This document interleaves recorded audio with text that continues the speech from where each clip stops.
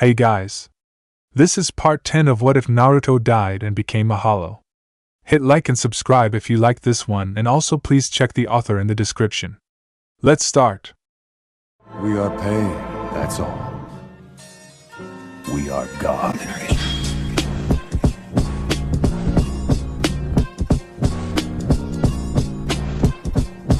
Chapter 40, Frieza and Hueco Mundo. After his humiliating defeat at the hands of that other Arrancar that he couldn't identify, Ichigo almost fell into yet another depression. This one had the potential to be even worse than his last one, because of the sheer circumstances that accompanied it. He had trained for an entire month to control his hollow and gain new visored powers, but what happened in the end? Were his visored powers really worth anything? He had gotten demolished yet again, even with the boost. And the Arrancar he had been fighting didn't look at all winded in the end. Even with all the power-ups, he was still weak. He had to be saved in the end, first by Rukia, and then by Shinji. There was no greater amount of shame that Ichigo was feeling. He should be protecting them, not the other way around. Unfortunately for him, or fortunately, he didn't have the time to be depressed. Not with what had happened right under their noses. Not with the emergency situation that had just gone down with the Shinigami team in Karakura. Ichigo had just finished healing up when that happened, and had gotten a brief report from Hitsugaya explaining the situation in full detail. As it turned out, his dear friend Inoue Orihime was currently missing. But that couldn't be right. He had felt Inoue's Ryatsu this morning, and his wounds were perfectly healed. There was not a scar on him, and there was only one person who could do that in such a short period of time. After he had groggily fallen out of his bed, the orange-haired teenager had been dragged off to Orihime's house, apparently to discuss the situation with the Captain Commander via the anti-Arrancar Shinigami team's communication network. Overall, the air in the room was a deathly serious one, even after all the Shinigami on the team had gathered there. The giant screen monitor in the back of the room was still filled with static, signifying that they were not connected. The group of Shinigami watched with bated breath as the screen finally went from static to a much more clear image, and they saw someone they weren't expecting to see behind the monitor. Or rather, two people they weren't expecting to see. One was Yukite's Jeshuru, and the other was Namike's Minato.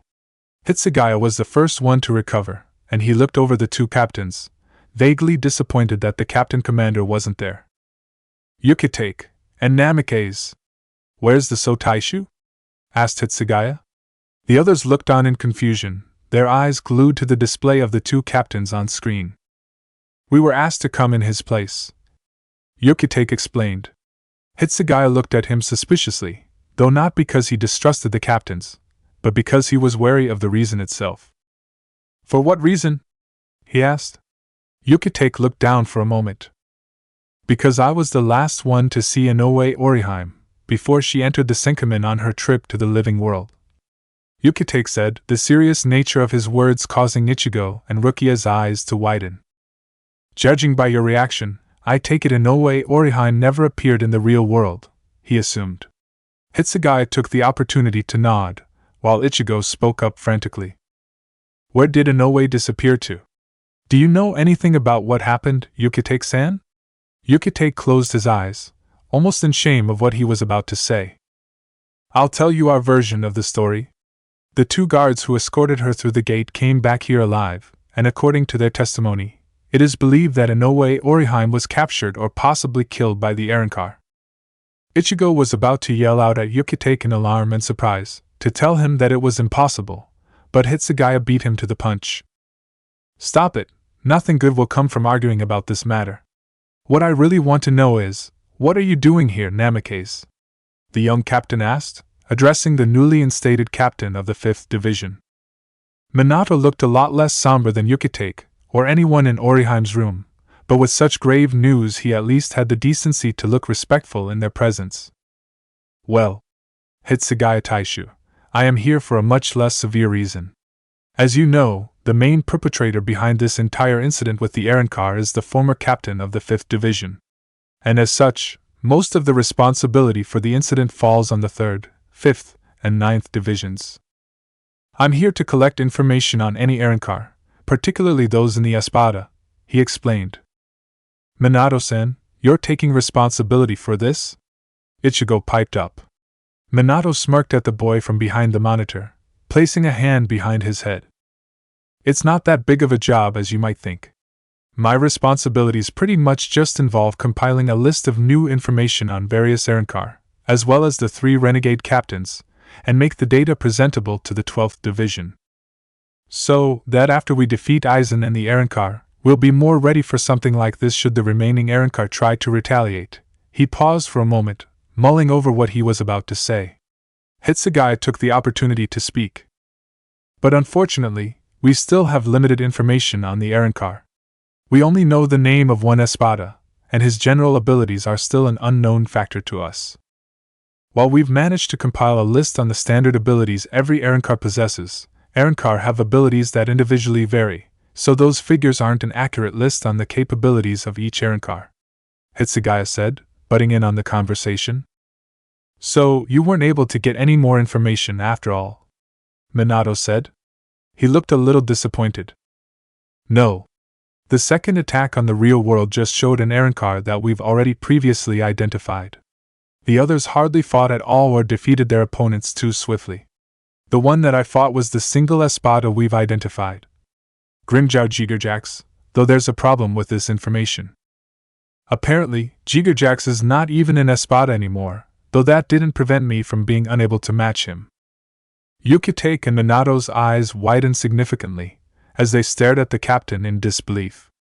A captain being defeated was no small feat, and to know that Aizen had several of these Arrancar. I see. That is disheartening, Minato said. It truly was disheartening. They had expected to win this war fairly easily, as the Arrancar hadn't advanced much according to their calculations. With Arrancar this powerful though, this war could be won by either side. Excuse me, Minato-san, there's something I would like to say.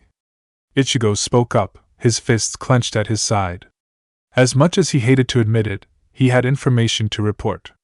Information on an incredibly strong Arrancar that he had fought and lost to. Orihime's situation could come a little later.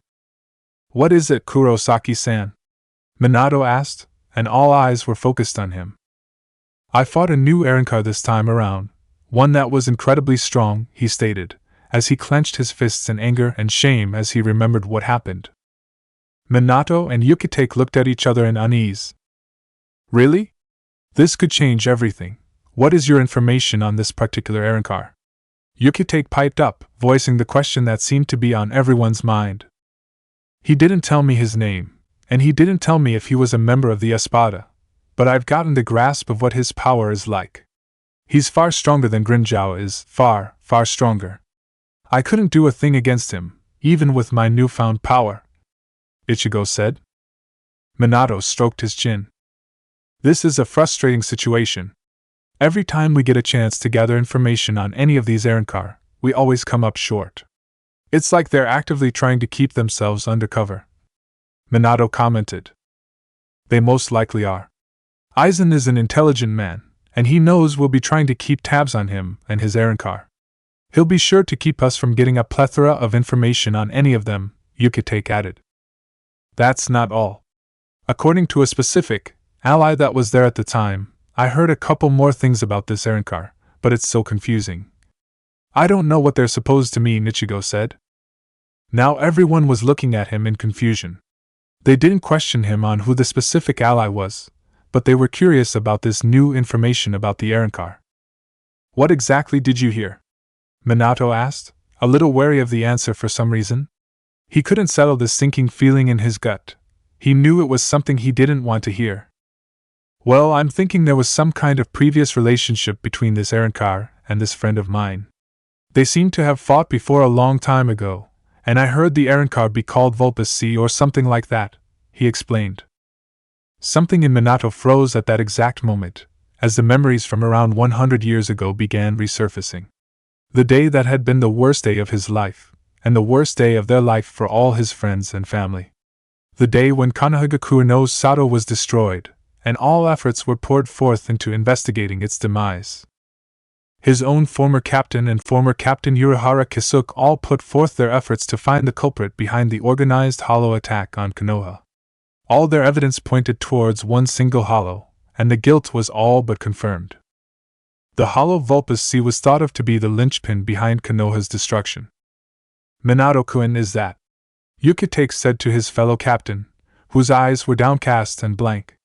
The Shinigami on the other side of the monitor looked confused at the sudden change in mood. The name Konoha was thrown around once. That's something I also didn't understand. Ichigo finished tentatively, and that tore it for Naruto. He lifted his head, and stared forward with an intense flurry of anger. He was even growling a little bit. Every Shinigami on the other side of the monitor flinched and stepped backward, even if Minato's anger wasn't directed at him. I'll tell you what it means right now. Minato hissed in righteous anger, all the feelings that he had for his home village coming back in full force, even long after they had been buried. He clenched his fists at his side, so hard that his knuckles turned chalk white, and his fingernails began to draw blood.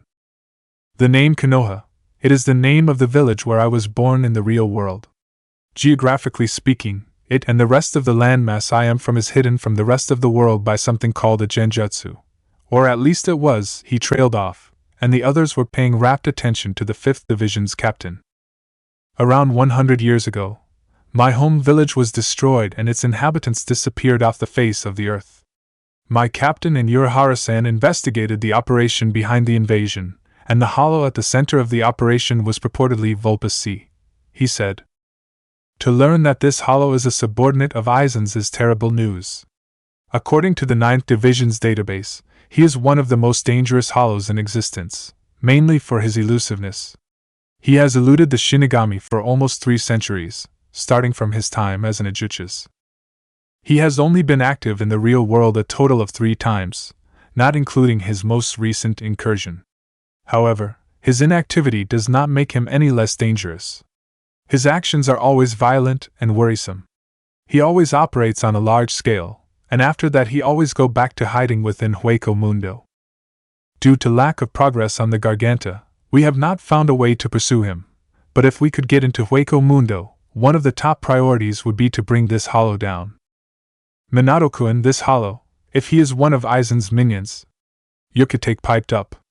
Minato nodded. Yeah, I've thought about this possibility as well. It makes the situation that much worse, Minato stated. What do you mean? Ichigo asked. At a point sometime in the past, Vulpes Sea was capable of mobilizing an attack force of at least 100,000 hollows for his invasion of Konoha. It's not out of the realm of possibility to assume that he still has that much power. If he is one of Aizen's minions, then he could effectively call that attack force at any given time. Minato said grimly. Ichigo's eyes widened, and his breath caught in his throat. 100,000 hollows? That's insane. How are we supposed to fight that? He shouted. Are you serious, Namikaze? Hitsugaya shouted, his nerves getting the best of him. Minato nodded, sparing no thought to what was at stake here. Now, hold up everyone. It's too early for us to say for sure whether or not Vulpes Sea is a subordinate of Aizen.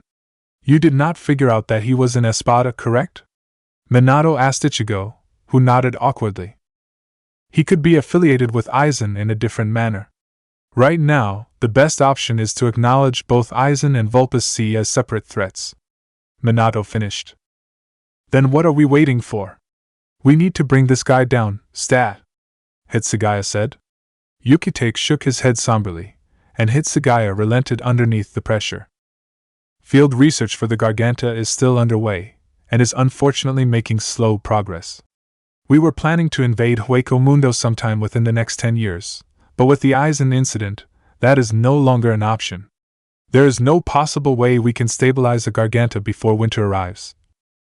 The conversation was about to continue in the same direction, but someone else wanted to change the subject.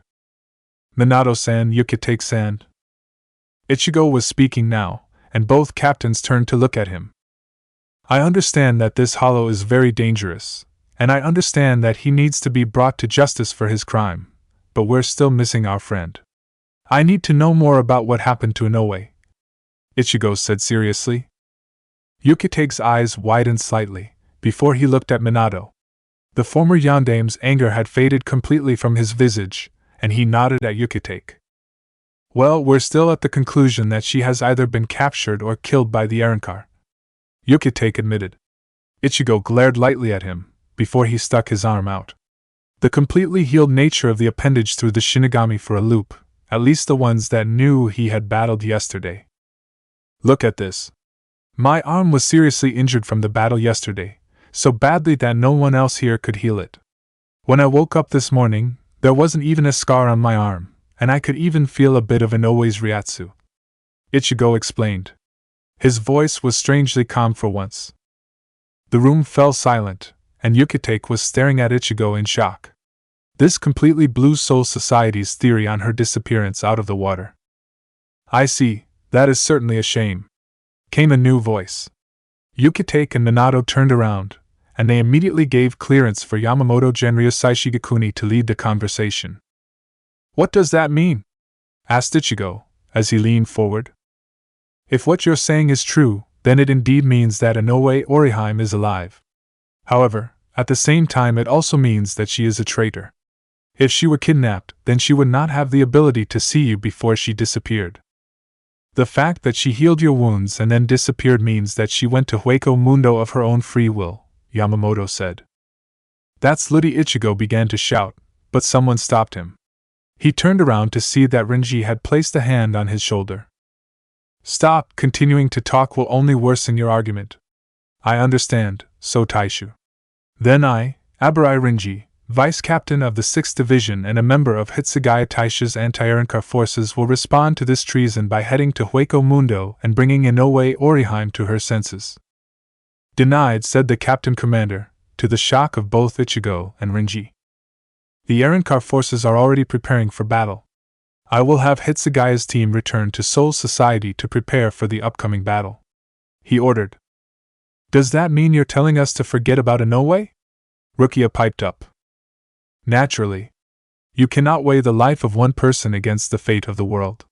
Luckily, I made preparations in case of your resistance, Yamamoto said, as a gate to Soul Society suddenly materialized, and from the inside came Kichiki Byakuya and Zaraki Kenpachi. The two captains stepped into the room, looking profoundly intimidating in the face of what was for the most part inferior Shinigami. Go back, all of you, Kenpachi said bluntly. Do not resist. We were ordered to use force if necessary, Byakuya added. Ichigo clenched his fists, as all the Shinigami were being corralled back to Soul Society. He grit his teeth, before he said one last thing to the Captain Commander. I understand. I will not ask for Soul Society's help. Just please, tell me how to get to Hueco Mundo. Inoue's our friend. I will save her by myself, he said. Yamamoto opened his eyes slightly, a sure sign that danger was approaching. Denied, he said again to the shock of Ichigo. Your strength will be of importance in the upcoming war, and as of now there is no way to get into Hueco Mundo. I will not have you be affiliated with Urahara Kisuke or anyone not allied with Soul Society who could possibly allow you into Hueco Mundo, where you will die like a dog. You will wait until you receive orders. That is all. With those final words said, the screen faded to black, and the connection between the two worlds was cut.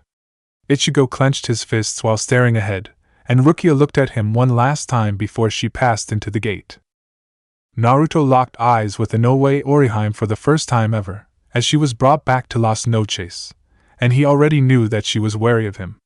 He didn't look a day older than the 16-year-old human girl, but just the way he carried himself set her on edge, unlike anything she had ever felt before. To her, his existence was an ancient, soul-rending monstrosity. It basked in evil and pain, and when one was looking at him it was all directed there. Not even Aizen made Orihime feel this way, and that man had a strength-draining Ryatsu. Welcome to our castle, Las Noches, Aizen said from atop of his throne. Orihime still looked nervous in the presence of Aizen, even if he didn't inspire the same feeling that Naruto did.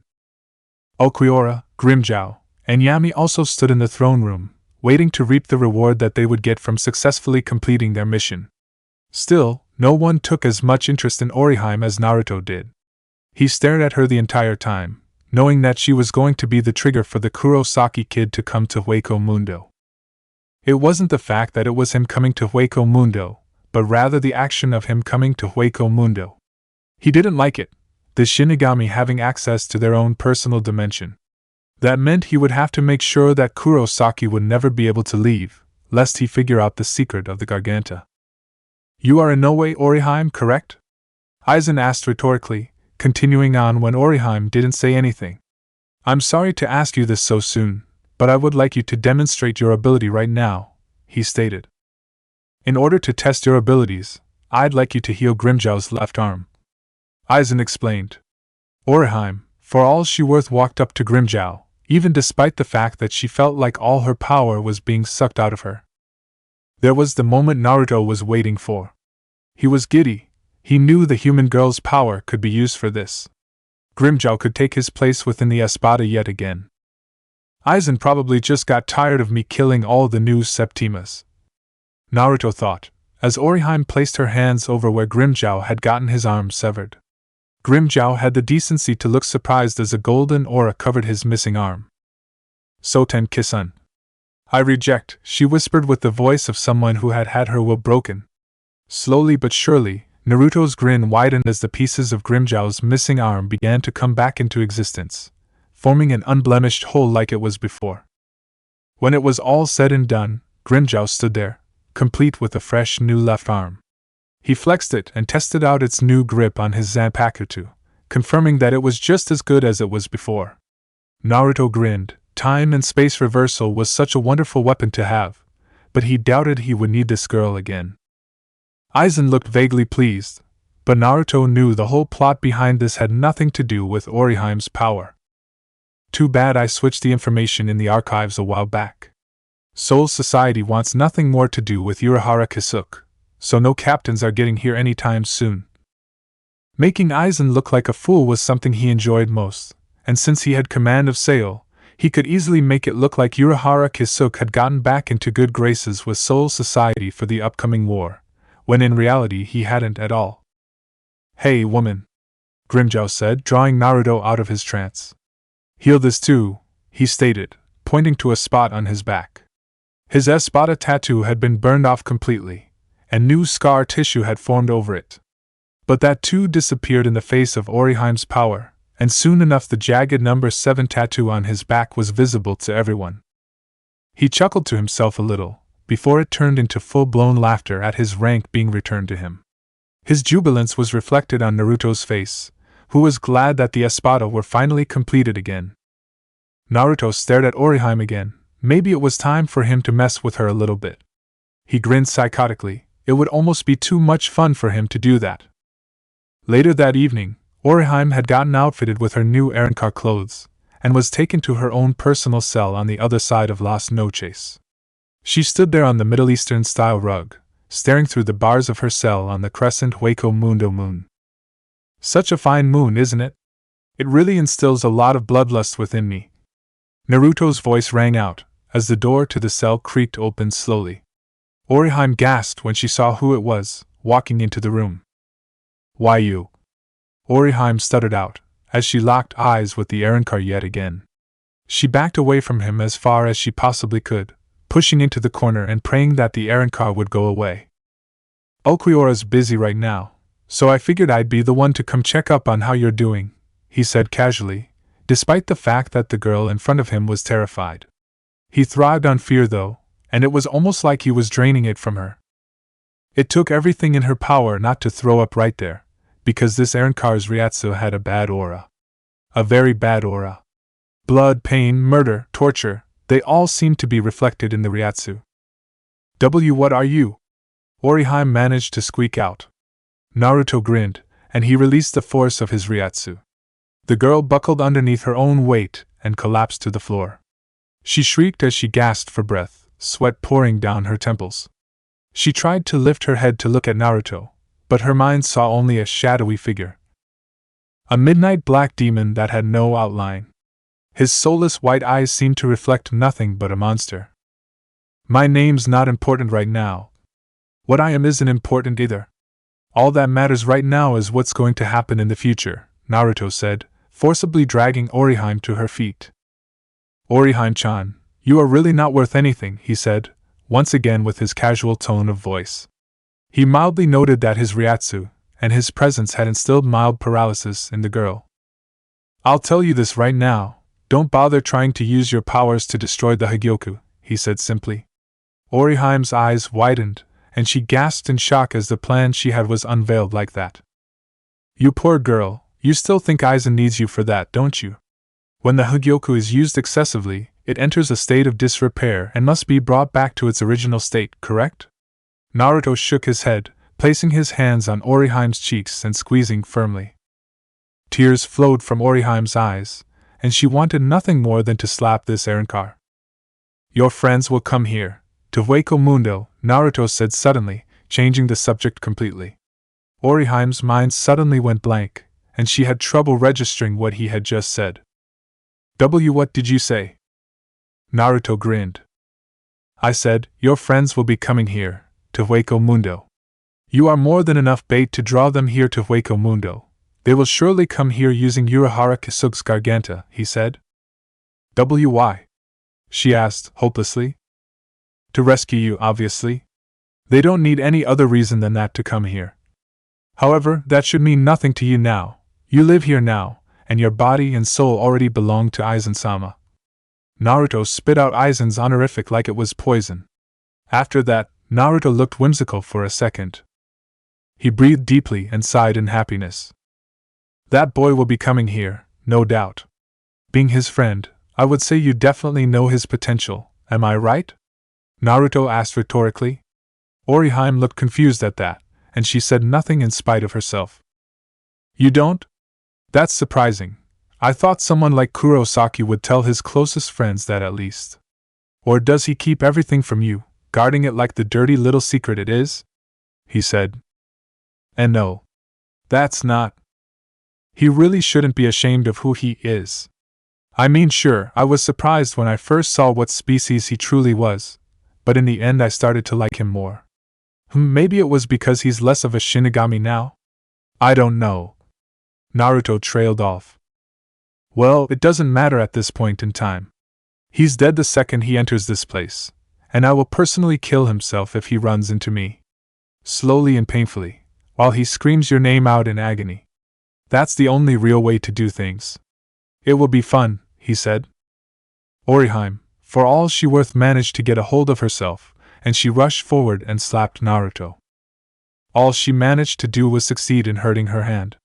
Naruto's face remained unbudged. The grin that adorned it only got wider as Orihime cried out in pain. Luckily for her, her fingers hadn't gotten mangled. Naruto smirked as the human girl clutched her wounded hand, before he turned around and walked out the door. He clutched the side of it, looking back at the girl who was sure to wallow in depression from this news. "Try not to get too depressed on me, but then again, that might be fun," he said evilly, before he walked out of the door. After he left, Orihime broke down completely. Urahara Kisuga stood outside his shop in the middle of the night, smoking his pipe peacefully. In truth, he was waiting for someone very important to arrive there. "Welcome. I thought you'd be here by now, Kurosaki-san," he commented, as the orange-haired Shinigami himself walked up to the Urahara shop, clad in his Shinigami clothes. "Why would you think that?" Ichigo asked. "You probably thought that I was the only one who knew the way to Hueco Mundo, and well, let's just say that you guessed correctly. I already have everything set up for your trip," he said, as he turned his back to Ichigo and gestured for him to enter the store. As the two descended in the deeper part of the Urahara shop, the rocky area where Ichigo had begun his Shinigami training, Urahara admitted something. "I always feared that Aizen would take interest in Inoue-san's ability. That's why I tried to have her removed from this battle. But I didn't take her feelings into consideration, and that plan backfired spectacularly." Now, he trailed off, as they walked through the craggy area. "I want to assist you in any way possible." "You sure that's okay? It would be going against Soul Society's orders," Ichigo said in concern. "Well, going against Soul Society's orders is the exact reason I reside here now. Besides that, Soul Society has already wiped their hands of me for this war. They don't want anything more to do with me now. For what reason I cannot fathom."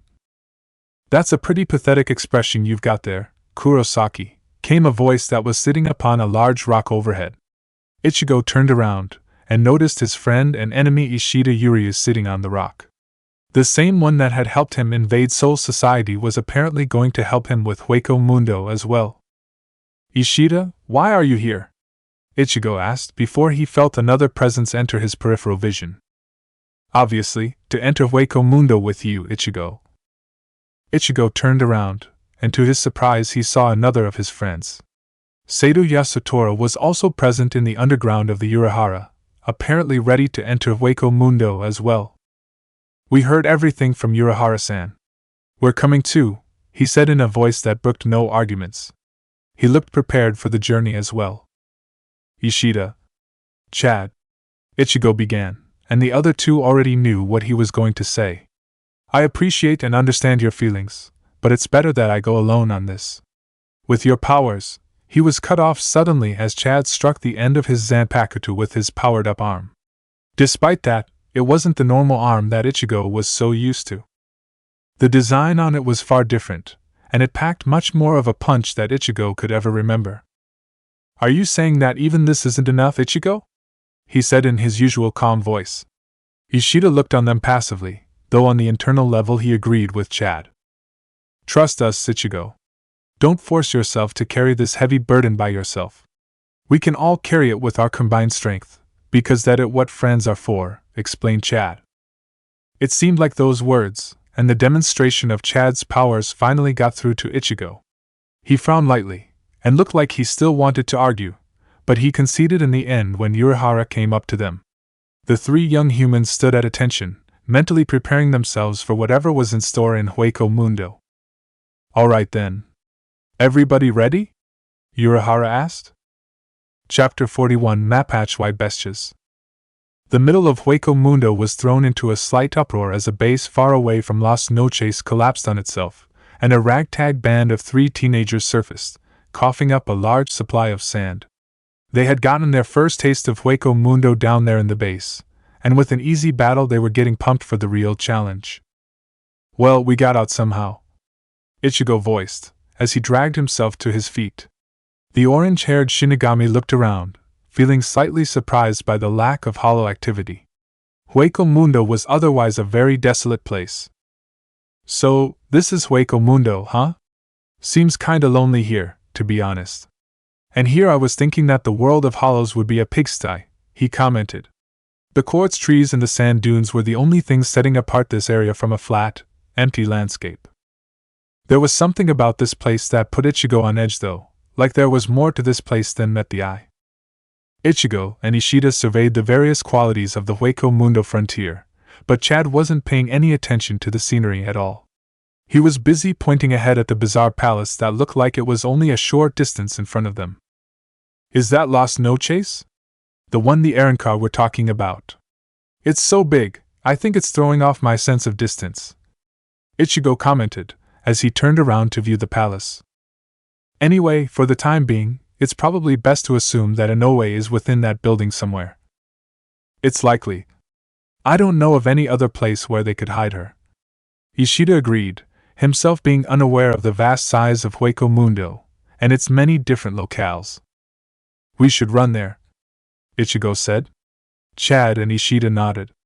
The three intruders of Hueco Mundo took off running to the palace, but even when they were completely out of breath, the palace never seemed any closer.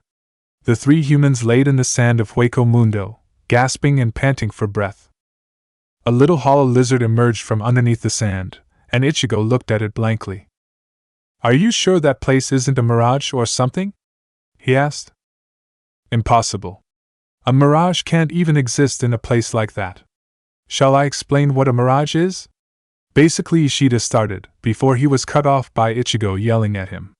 While Ichigo yelled at Ishida, Chad clenched his fists together, seemingly focused on something that had drawn his attention away from his companions. He put his hands toward the ground, and narrowed his eyes slightly. Ichigo and Ishida continued to ramble on, but not after a giant, eel-like hollow emerged from underneath the sand. Ichigo and company had the decency to look surprised, before a spotted hollow with a tiki mask and an ant-like hollow also emerged from the sand. They were chasing what appeared to be a toddler in a green rag, who was crying as she desperately ran from the group of hollow. A human? What's another human doing in a place like this? Ichigo asked, as he grabbed the hilt of his Zanpakuto and drew it. The bandages unraveled and he held it out in front of him, ready to save the girl. The others jumped into action alongside him, and a few seconds later, the three hollows were incapacitated. They quivered in fear, but the girl they had saved spoke up. "Stop! Stop it! Why are you bullying us?" she cried in a shaky lisp. Ichigo and the others looked bewildered as the girl that they had saved suddenly began to defend the hollows. "A mask?" Ichigo questioned, as the hood fell off the girl's head to reveal a cartoonish, broken mask that rested on her scalp. A few minutes later, and all of the hollows were on their knees. "We're really sorry. We never thought that OU endless tag would cause such a misunderstanding," the little Ironclar said.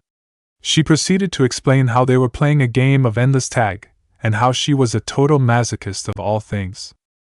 Yeah, Ichigo deadpanned, when it was all said and done. He had bopped the tiki-masked hollow when she called herself a masochist, but was now content to just stand there idly. "And you are?" "I'm Nell. Nell too, the Ironclar," she said. Naruto sheathed his Zanpakuto, feeling the new power run through him. The final stages of preparation were complete, and the Hueco was fully awakened. He was standing in Sail's wing, running through the final tests that would allow him to break Aizen's Shirkai. He turned to the Novena Espada, who grinned at him loftily. "So, everything's done then?" he asked Sail. "Of course. That theory you had on your shinobi genjutsu held quite a bit of water. You should be able to break Aizen-sama's illusions via a similar approach of what you did there. The hard part will be directing your Ryatsu to the afflicted areas, so it's a little different than how you described genjutsu cancellation. We're ready, we just need you to say the word. Though, may I ask something, Naruto?" Sail said. Naruto nodded at him. "That boy who invaded, will he have any bearing on the plan?" "Sort of. I've taken an interest in him ever since I saw this new power of his in the real world, so I'm gonna go out and meet him. We can have a little fun with the intruders, and then initiate the plan. Aizen's no idiot. He knows I've been up to something since the beginning, and he'll be ready for me. He's also the only one who knows the gateway to Soul Society. We need to have that remain open, and you have to analyze and reproduce the effect for whenever we're ready for our invasion." "That shouldn't be too hard," Sail remarked. He strolled over to the main database, pulling up a few images on screen. The three intruders had somehow multiplied in number. There was one more Shinigami with them, as well as two hollows and a childlike Ironclar. The group had just penetrated into the palace right now, and were in the ruinous subterranean section of it. "Well, isn't this interesting? Our little intruders have stumbled upon someone very interesting," Sail mused, as he smirked at the static display of the group of 7. "Let me see," Naruto muttered, as he muscled Sail out of the way. He narrowed his eyes. Those were unwelcome faces around these parts. He sneered. "Is that?" he asked. The little green-haired girl on the orange boy's back had since gotten a haircut since they last met, but she bore a striking resemblance to the one he had cast out all those years ago. "It's Nell, and her fraction," Sail said lightly. Naruto growled in anger, baring his vulpine teeth. This threw the plan slightly off. He would have to take care of her for real this time. He looked at the others in the group, before he centered in on the newest arrival. His eyes widened, and his breath actually quickened. Not out of fear, but rather out of excitement. He knew that mask from anywhere. A Shinigami, with gravity-defying gray hair and a mask covering everything except one eye. "Kakashi," he muttered, as a lunatic smile made its way onto his face. Naruto shook in laughter, his hands grasping and scrapping against the glass of the monitor, like Naruto wanted to reach into the screen and clutch Kakashi's neck. He only struck solid glass. "Change of plans, Sail," he moaned mysteriously, as he practically cracked his neck to stare back at Sail with wide, evil eyes. Sail felt a little intimidated by the gaze. "There's someone down there that I want to personally kill, and with Nell down there I'll have to take care of her, so there's a priority change. You can have the Quincy if you want, as long as it doesn't interfere with your preparations, he said. You have my thanks, Sale said. The Quincy would of course make an excellent test subject, if Naruto didn't randomly go out and kill him first. You could never predict what the Primera was going to do next. Just one thing. If they're entering Las Noches that way, then there's only one possible destination for them to take. A very interesting destination, Naruto said. He shook his head. They're inevitably going to pass through the Tres Cifras Den, Naruto mused. He let out a sneering laugh. Why is this important? Do you think they'll lose there? Asked Sale. The Privaron were fairly powerful, of course, but Aizen had told them to not underestimate the intruders. No, I imagine they'll manage to defeat the Privaron Espada without too much effort. But it's the Privaron Espada themselves that make this so interesting, Naruto chuckled. Sale raised an eyebrow, but otherwise said nothing. Get started. We're abandoning this palace today to move towards eastern Hueco Mundo, but we can't leave without the Higyoku and the stabilization of the portal. The Shinigami group had finally managed to infiltrate the Palace of Las Noches after a long hike through the barren desert. They had gotten some help from Nell's pet eel hollow, Bawabawa. They had been attacked on the way there by this giant sand hollow named Linaganga, but they had been saved by a very familiar Shinigami who had managed to find his way into Hueco Mundo. Hatake Kakashi looked bored even as he struck down the gargantuan sand hollow. The Great Desert Brothers, as they called themselves, freaked out at the sight of another Shinigami, but eventually he too traveled with the group on Bawabawa as they made their way to Las Noches. Rukia and Renji were prepared to come to Hueco Mundo after you, but I convinced them to return to Soul Society after I said I'd go in their place. So after that I went to the Urahara shop looking for you, but it seems you had already gone into Hueco Mundo, he had said, as the group got up right next to the giant marble palace of Las Noches. They busted in quickly after a little bit of arguing with Nell, and the group of 7 entered a ruinous area before they entered the main part of Las Noches, an intersection with 5 different hallways in another direction. All of them noticed the strength of the Ryatsu that was being emitted ahead, and frankly it made them a little nervous. There are 5 paths, and 4 of us here. That means we have no choice but to go down the path one at a time until we reach the end, and… Ishida began, but Kakashi cut him off. No, we should split up immediately, and search for Inoue-san on our own, Kakashi advised. Ichigo looked at him like he was crazy. Are you crazy? We're up against the Espada here. The best option is obviously to stick together, he shouted. Kakashi didn't even blink at Ichigo's outburst. You forget, Ichigo, that the 4 of us are hardly coordinated to fight as a team. As much as I encourage teamwork, it doesn't look like it's going to matter with Ryatsu like that. And besides that, worrying about a warrior's life on the battlefield is an insult, he replied. Ichigo pursed his lips, before he turned away from the rest of the group. Fine, I get. We'll split up and look for Inoue on our own, he said. The rest of the group smiled at him, before Kakashi sheepishly rubbed the back of his head and gave his trademark eye smile. If Renji were here, he'd probably do something along the lines of a cheesy little chant to get us all pumped up. But I've got go talent or motivation to do that, so let's just get going, Kakashi mumbled. The 4 of them broke and each headed down a different hallway, leaving 3 confused hollows in their wake. After a little bit of protest by Nell, the little errand car was bolting after Ichigo, desperately trying to catch up to him. Her brothers looked at each other for a moment, before they actually forgot which door Nell had run down. They struggled with the decision for a little bit, and then head down a random path that they thought was the right one. Meanwhile, Ichigo ran through the corridors of the lower point of Las Noches, and he paused when he felt a presence come up from behind him. He turned around, and winced when he saw Nell clumsily chasing after him, crying and dripping snot. Ichigo! Nell wanted to you again, Ichigo! She shouted, as she rushed to catch him in a tackling hug of sorts. The eyes of her mask lit up for a second, before she used Sonito to overwhelm Ichigo, and slam into him with her mask. Ichigo lay there, collapsed as Nell cried into his chest. He sighed in both relief and exasperation, before he felt a presence hiding in the rafters directly above them. What's the matter, Ichigo? Nell asked, before Ichigo shushed her. Someone's here, he whispered before he placed his hand on the hilt of his Zanpakuto. Come out! He shouted up to the rafters, before he saw a flash of Sonido. The figure flashed through the rafters, Ichigo hot on his tail. Bastard, don't run! I told you to come out! He shouted, but the figure in the rafters only ignored him, and continued to move until they were in much less narrow room, where they could fight without restraint. Ichigo thought he caught a glimpse of red hair, but the errand car flashed away and slashed him quite easily, before appearing to the opposite of him. He heard Nell cry out, but was too focused on his opponent. Getsuga Tensho! Ichigo cried, using his Shurikai's special ability to fire a condensed slice of silvery blue Ryatsu at his opponent. The opponent, who had his back towards him, held his hand, blocking the attack and sending it elsewhere. He turned around, giving Ichigo a glimpse at his face. If that is all your strength, then it's not going to be fulfilling killing you, said a stoic voice, and Ichigo's eyes widened.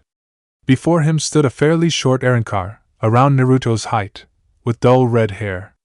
He was dressed in a normal errand car uniform, decorated with slightly longer sleeves that concealed his hands. His Zanpakuto was on his back, a normal katana with a sandy yellow hilt and an eye-like guard.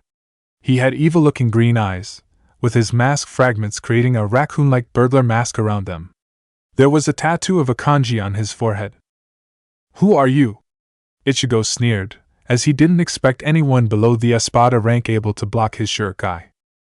Arrancar Ciento Cinco, and Privaron Espada. My name is Sabaku no Gara, he said stoically, as he released his Tanryatsu that gave off the consistency of the desert sand to Ichigo. Privaron Espada?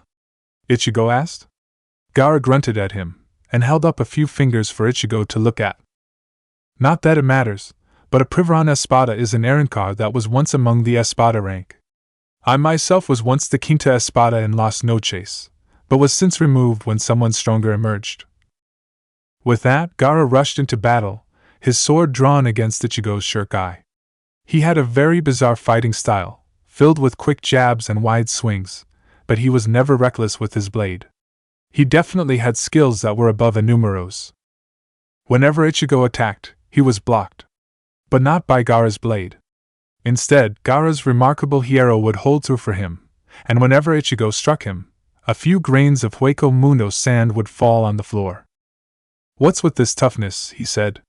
He wiped some of the sand off his blade, testing it in his hand. It was real. Hueco Arenoso. Gara explained, taking a swipe at Ichigo with his Zanpakuto. He didn't explain more than that, choosing to go yet again on the offensive. With a few sandy palm thrusts, Gara attacked Ichigo's Zanpakuto, jarring his body through the shock wave that entered his Zanpakuto. Ichigo jumped back, and Gara took advantage of something. He stabbed his sword into the ground, cracking the tile floor and changing the layout of the battlefield. Ichigo couldn't help but look at his feet, and he failed to adjust to the change in footing. Gara was on him when he showed this weakness, grabbing his robe and stabbing through his shoulder, while never losing the stoic look on his face. It's not worth it, Gara muttered, as he kicked Ichigo back into the wall. Gara charged up a Tansiro, firing at the wall as Ichigo fell to the floor injured. There is no satisfaction in killing you now. No satisfaction at all. You need to be stronger in order for me to be satisfied. Use your Bankai, Gara said simply. No. I don't feel like it, Ichigo said to Gara's glare. The wounded Ichigo climbed out of the rubble and rose his head to face Gara. He fired another Getsuga Tensho at Gara, which the Privaron Espada avoided easily. The orange-haired Shinigami gave him a condescending look. Whatever the case, you used to be an Espada, correct? That means you're not an Espada anymore. I have to beat all the Espada sooner or later. I can't afford to go using Bankai against anyone who isn't an Espada, Ichigo shouted. Gara said nothing. He didn't even look offended at the implication that he was weak. He closed his eyes, and Ichigo knew he was in for one hell of a ride. The Privaron simply stabbed his sword into the ground, and compressed his Ryatsu into it. The sword glowed the same color Ryatsu as its master, before it sunk into the ground like quicksand. Berry Mapatch, Gara muttered, as his Ryatsu exploded outwards in a storm. Nell squealed as she jumped out of the way of the Ryatsu storm that was almost like sand, and Ichigo was forced to cover his eyes. He gasped in surprise as his foot suddenly became buried in what appeared to be sand, and he almost lost his balance. While he was struggling, the Ryatsu around Gara began to clear.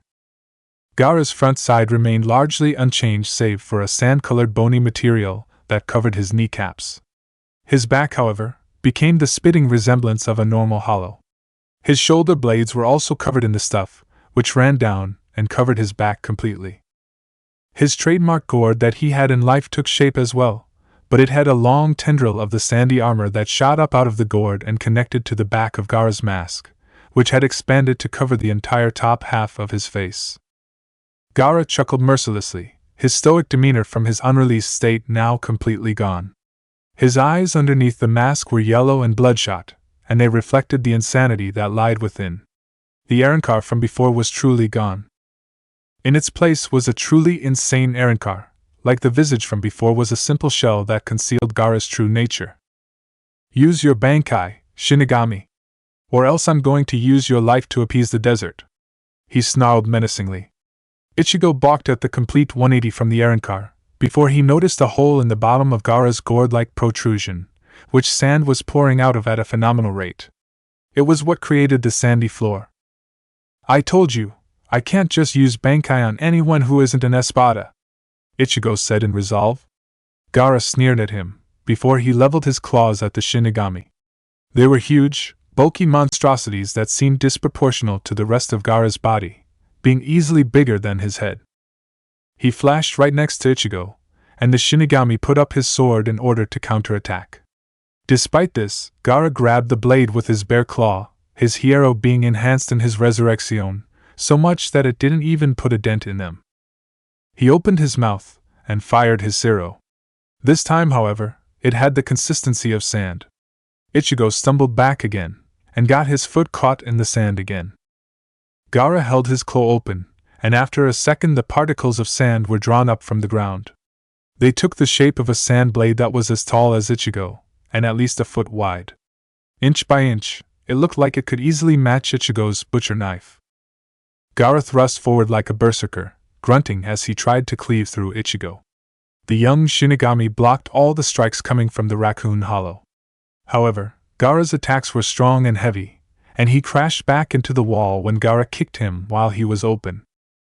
Ichigo! Nell cried from over to the sidelines. Gara turned his predatory glance at her, before he cracked his claws. A sadistic grin set itself upon his face, and he charged his Zero. Maybe this will make you use your Bankai, he muttered, as he launched his sandy Zero at the young-looking Arrancar.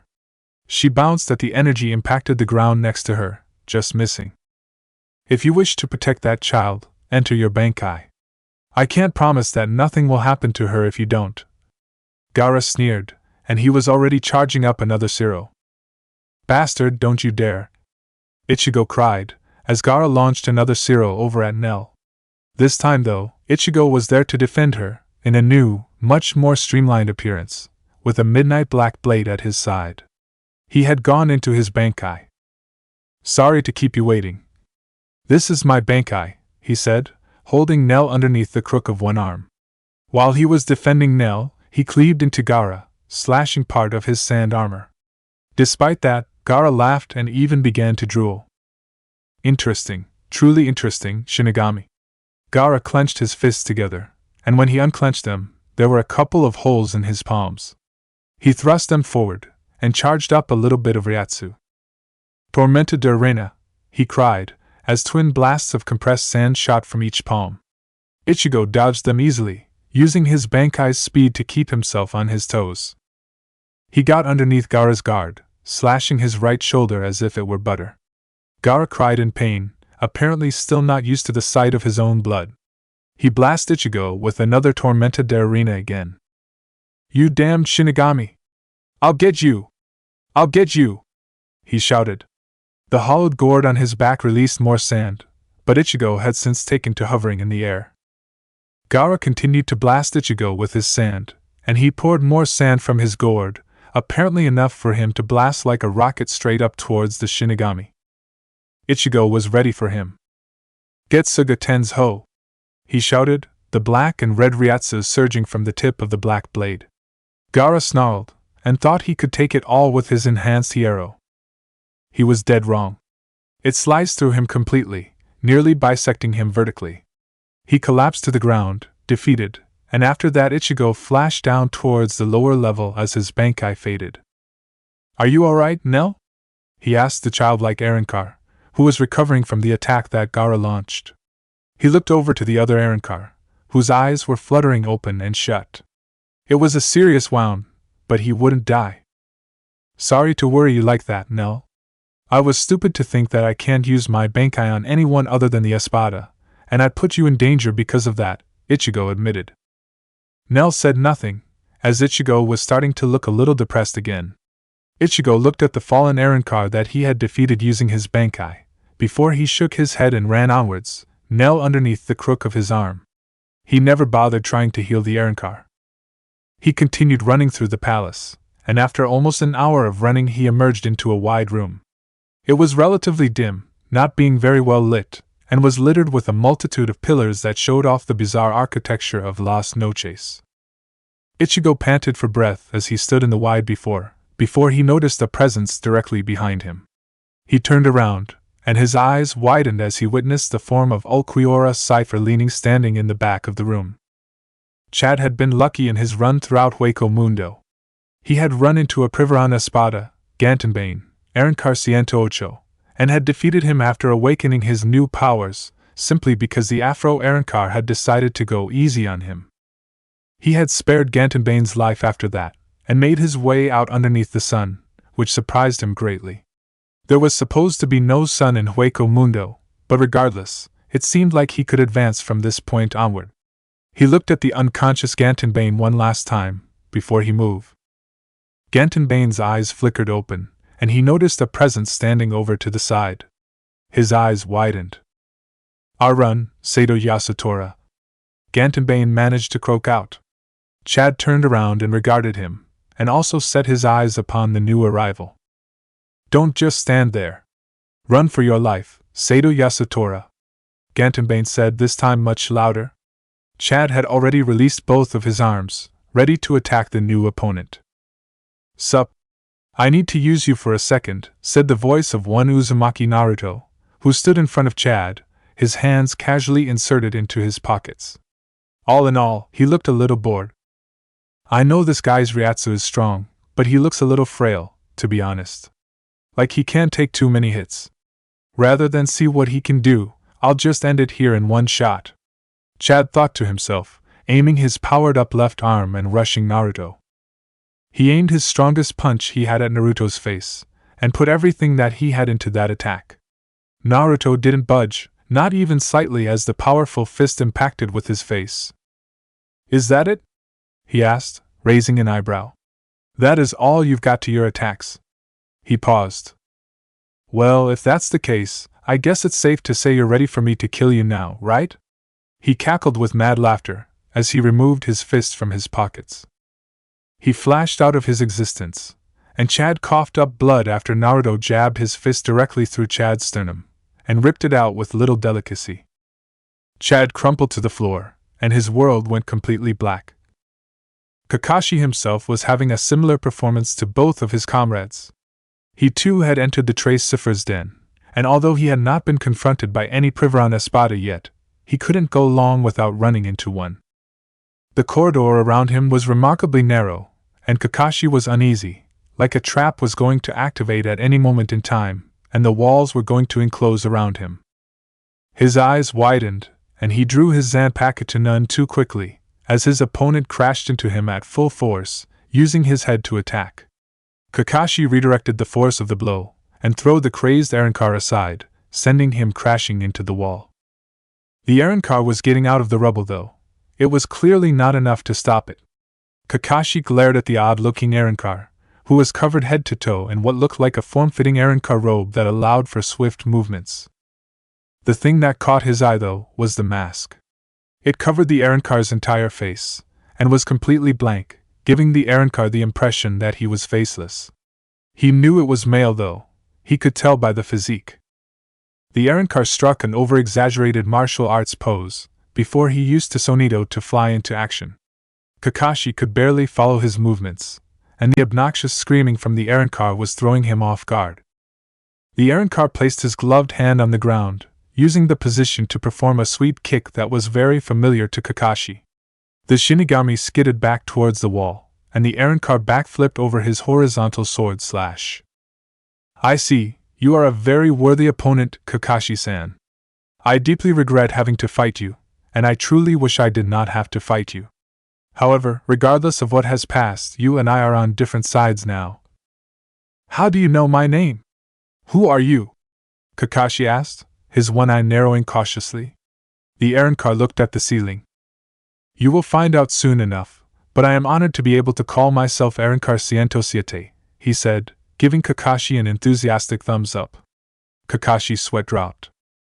This passageway is much too narrow for us to fight properly, and there is someone here who would like to see you, the Arrancar said before a little whistle sounded in the air. That's the signal. We must go, he shouted, before he flashed out of existence. Wait! Kakashi shouted, before he sheathed his sword and cursed. Using Shunpa, he followed after the eccentric Arrancar. 1 minute later, the Arrancar flashed into a wider room similar to the one where Ichigo fought Gara, and Kakashi soon followed after. The shinobi-turned-shinigami noticed another figure present in the room, and he was surprised by how similar the two were in appearance. Overall, the other one had the same mask, the full one that covered their face completely, and it wore the same form-fitting clothes. The only difference between them is that one was slightly smaller. I've brought back Kakashi-san, the slightly smaller one who had led him there said, in a tone that was like how a student talked to his teacher. Whoa! That's my student, the bigger one said eccentrically. We will defeat him together, right, sensei? Our pride as Arrancar 106 and 107 counts on it, the smaller one said in excitement, thrilled at being able to battle. Of course! And if we are defeated, we will have to do 100 laps around Las Noches, without using our resurrection, the bigger one cried. Tears of happiness poured from out of both of the masks, and the two embraced fondly. Kakashi's eyes widened. Wait a minute, he thought, as he noticed the shocking resemblance. Gai-sensei. Chapter 42, Verde y Azul. Clang! That was the sound that Kakashi's Zanpakuto made as it clattered to the floor. There weren't a whole lot of things that could surprise or rattle Kakashi, but learning that his eternal rival and his student became hollows? That was a surprise to say the least. He thought that they would be Shinigami. The whole thing was about as ridiculous as Uzumaki Naruto becoming a hollow. Naruto as a hollow, yeah, right. He reached down and picked up his Zanpakuto, waiting for the two apparently faceless Arrancar to stop hugging. The sunset in the background only served to make the scene even more nauseating. But it only served to show that some bonds couldn't be broken even by death, or hollowification. Gai-sensei, will Kakashi-sen be a match for the might of our combined youthful power? Rock Lee asked, as he broke the hug with the sensei that he had had in life. Chances say no, Lee? I've waited a long time to face my eternal rival in battle once again. The willpower behind our attacks will give us the power necessary for us to succeed, Gai replied. Gai. Lee. Kakashi said. There was no mistaking that voice. They really were hollows. It was amazing. To see two of his comrades on the opposite side, and Gai and Lee supporting Aizen. It was disheartening. You're hollows, he said. Somewhere along the line, it never occurred to him that people from his village could become hollows. It made sense that there would be a few, but Kakashi had hoped that it wouldn't be anyone he had personally known. Correction, Kakashi-san. We are Arrancars, but you are on the right track, Lee said, giving him a thumbs up. Kakashi shuddered. It was as cheesy as usual, even as an Arrancar. How can you say that so calmly? Our of your comrades from life are Shinigami. It means that there are more than just me. Gai Lee. If you just stand there and support Aizen, you'll be letting down all your friends, Kakashi cried. It wasn't possible to tell if Lee or Gai looked angry underneath the mask, but going from the disappointed sigh from Gai's mouth, they weren't. Kakashi, Do you realize that you're talking to hollows? It doesn't matter if you were our friend in life. Lee and myself are both hollows now, and you'll just have to deal with it, Guy explained. But why? Why are you supporting Aizen? Kakashi cried again. He was getting desperate, and if things continued at this rate, he would fight Guy again, except this time it would be real. Does it really matter, Kakashi? You are a Shinigami, and we are hollows. That reason alone is more than enough of a reason to fight you. Should you really be creating exceptions to your protocol, simply because the hollows were people that you knew in life? Guy said sagely, in a rare moment of clarity. Guy, Kakashi whispered. Guy-sensei, I believe we should increase the punishment should we fail. If we even so much as use our resurrection, we will have to run 200 laps around Las Noches. If we lose altogether, 500 on our hands, Lee exclaimed, and hearing his precious students brought Guy of his seriousness. It was almost like a comedy routine. Good thinking, Lee. Such a thing should keep us motivated to remove Kakashi-san as an intruder. And when we are done, we will walk on our hands around Las Noches anyway, Guy exclaimed, giving Lee a thumbs up. Guy-sensei, Lee blubbered, as his eyes began to water underneath his mask. Lee! Guy mirrored Lee's tears, and they embraced. Behind the two, a sunset appeared, where teacher and student stood on the beach and seagulls chirped in the distance. This isn't the time for hugging, Lee. Let's show Kakashi our perfect tag team offense. Yes, sir! With that in mind, Lee gave an enthusiastic battle cry as he flashed out of existence. He reappeared in front of Kakashi, his hands on the ground and his feet in the air. Kakashi realized that this wasn't the time to be reasoning with the two former Konoha shinobi. He drew his Zanpakuto quickly, bringing it to the forefront and blocking all of Lee's strikes. Lee thrust his hands downward, using the force to lift himself into the air. Using a version of the Konoha Senpai used in Las Noches, he thrust one of his legs, trying to impact Kakashi's head with the classic taijutsu move. The higher kick was just a feint, however, and the lower kick he performed tried to sweep through Kakashi. Kakashi was too fast, though. He steadied his blade forward, going in for a simple thrust which managed to catch the end of Lee's leg, which was coming down on him. Lee winced at the wound, but didn't leave himself open for further attack by using Sonito to get out of Kakashi's range right away. Lee backflipped back over to his teacher, and he shook his head. Your skill with the Zanpakuto is impressive, Kakashi-san. That's twice now you've managed to deflect my hand-to-hand skills, he said. Kakashi frowned. An attack like that leaves you far too wide open. I simply exploited the flaw in your strategy, Kakashi explained. Once again, Lee was itching to get into the fray. Not yet, Lee. I'll take him, Guy said. Lee saluted and stood down immediately, allowing his teacher to enter the fight instead of him. He stretched a little like he was doing nothing more than a morning jog, before he broke out into a sprint. Kakashi readied himself for an oncoming attack, before Guy flashed out of existence halfway through his stride. Kakashi reacted instinctively as Guy reappeared to the side in midair, with his first facing forward. Shuinpa, Guy thought, as Kakashi disappeared as well. Kakashi touched down, not taking a knee, before Kakashi reappeared to the side, swinging his blade at Guy. Guy reacted superbly, his leg shooting up to meet Kakashi's blade with a kick. His Hiero protecting him, his wrapped his leg around the Zanpakuto and tightened his leg muscles, binding Kakashi in place by his sword. Lee appeared from behind while Kakashi was stuck, landing a heavy punch to Kakashi's face. At that moment, two things happened. As soon as Lee's fist made contact with Kakashi, Guy let go of the sword.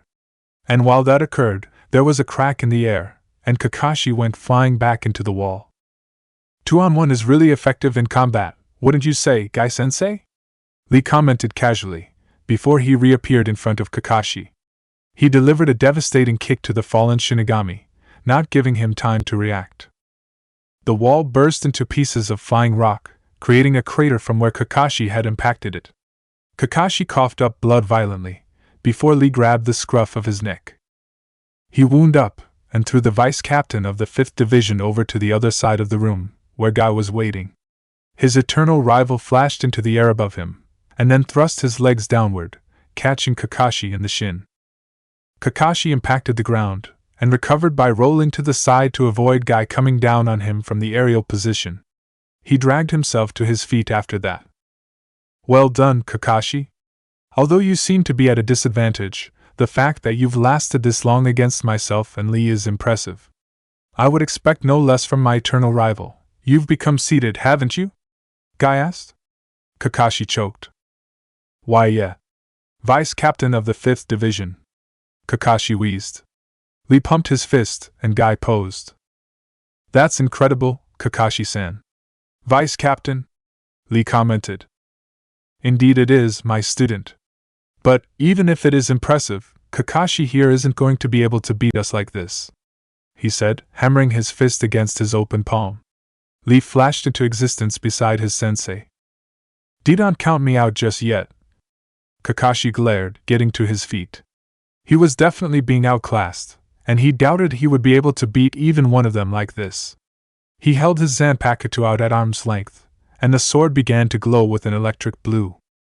Connect, he trailed off, before he turned his Zanpakuto to the side. Lee and Guy heard the release command, and they immediately began to get a little more excited. Reiki! Kakashi shouted, as a shroud of light blue Ryatsu enveloped his blade. Kakashi's eyes narrowed. It was a tough fight that would force him to use his Shurikai, but against old comrades he would have to do it. Lee and Guy felt the air around them tingle with electric Ryatsu as Kakashi's Shurikai formed. It was a gleaming silver Zanpakuto in the shape of a jagged lightning bolt that was slightly asymmetrical. The tip of the blade was not just a single point, but rather twin points that diverged outwards from each other. Each tip was conducting electricity, which connected the 2 points with a line of lightning. An electric Zanpakuto, eh? That would fit you completely, Kakashi, Guy said jovially, as if they were two friends in a spar rather than enemies fighting to the death. You'd be correct. The whole thing has the exact same concept as my Chidori, though you could say. Kakashi flashed out of existence, bringing his blade down against Guy's arm guard, which the Arrancar had brought up to block with. Guy felt his skin tingle, and he cursed as he jumped back away from the electric blade. He clutched his arm lightly, noting that his robe was slightly singed. It's a little stronger. Kakashi held his blade downwards, charging Ryatsu into his blade. The jagged points on the edge of his sword connected with a stream of energy. He swung his sword, generating a blast of lightning that flew at the two Arrancar. A sonita later, and Guy and Lee were unharmed. Kakashi wasn't done, however. He charged his blade again, and this time he struck the ground with it, sending a current of electrical Ryatsu through the tile. Guy and Lee were on the defensive now, as when Kakashi performed that attack, they leapt in the air and hovered for a while. Lee sped towards Kakashi, performing another attack similar to his Konoha Senpu. But Kakashi blocked it with his blade easily. This time, it not only got through Lee's arrow, but it shocked him as well. Lee roared in pain as he disconnected himself with Kakashi's Zanpakuto, flipping backwards and clutching his wounded leg. His entire body was slightly singed, though not as much as Kakashi had hoped. Lee, you, Guy began, before Lee cut him off. Yes, Guy-sensei. I think it's time. We can't beat him like this in our unreleased state. Lee shook his head thoughtfully. Guy mirrored Lee's action, before he raised a finger. All right, Lee, but this means extra laps later, Guy said. Yes, sir. Lee saluted, before he hunched down into a fighting stance. He placed his hand near his hip, and drew his Zanpakuto. The katana shined in the artificial light of the room, before he punched the blade into bits. Try. Bestia Azul! Lee shouted before the hilt of his broken Zanpakuto also disappeared. Lee was then enveloped in a green Ryatsu. His mask began to crack, and eventually fall off his face. Bits of hollow bone material, turquoise in color, materialized on his thighs, before moving down to become protective knee guards. The same thing happened with arms. His bicep and elbows were covered in the same material. His mask had broken off completely, except for a strip of hollow material that ran across his forehead like a headband. Lee's face had become visible for the first time, and it showed the same boyish youth that Kakashi had known in life, except this time he looked slightly older, around 18. That must have been the age he died. Seeing the actual face of one of Kakashi's former comrades made him falter. Even though his resurrection gave him the appearance of a hollow, that face was the same exact one Kakashi had known in life. It was almost disheartening. In terms of releases, it could have been a lot more hideous. At least then it would be easy to forget that it was Lee. Lee, Kakashi said. No matter how little his release changed his person, seeing Lee more closely resembling a hollow made Kakashi feel uneasy. This wasn't right. These two shouldn't be hollows.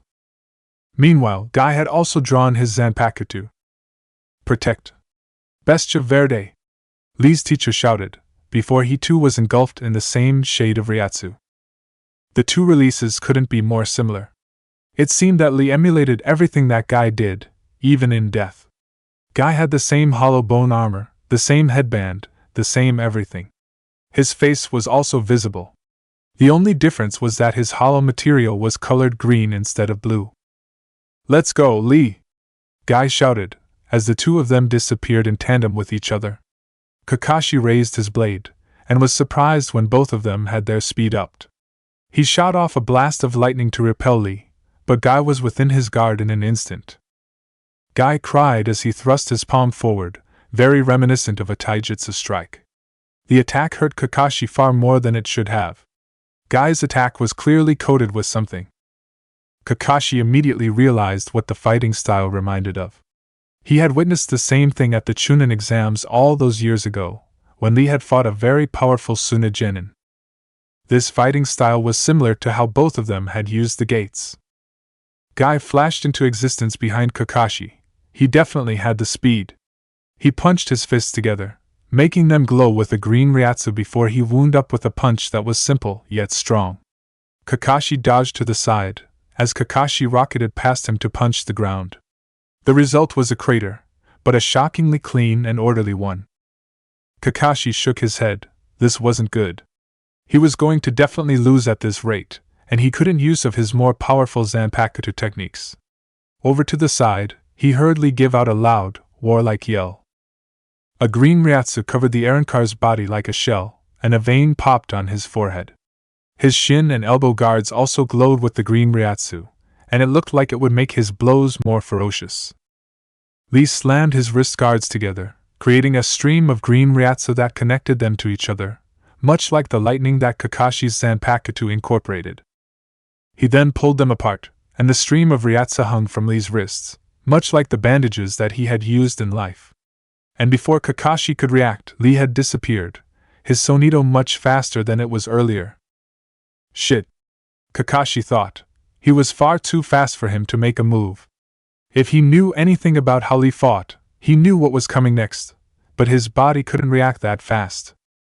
He tried to angle his Zanpakuto to block the strike that was sure to come from below, but he couldn't. Lee managed to kick him straight into the air, before following up with another series of kicks that propelled him skyward. Lee flashed into the air again, appearing right underneath him in his shadow.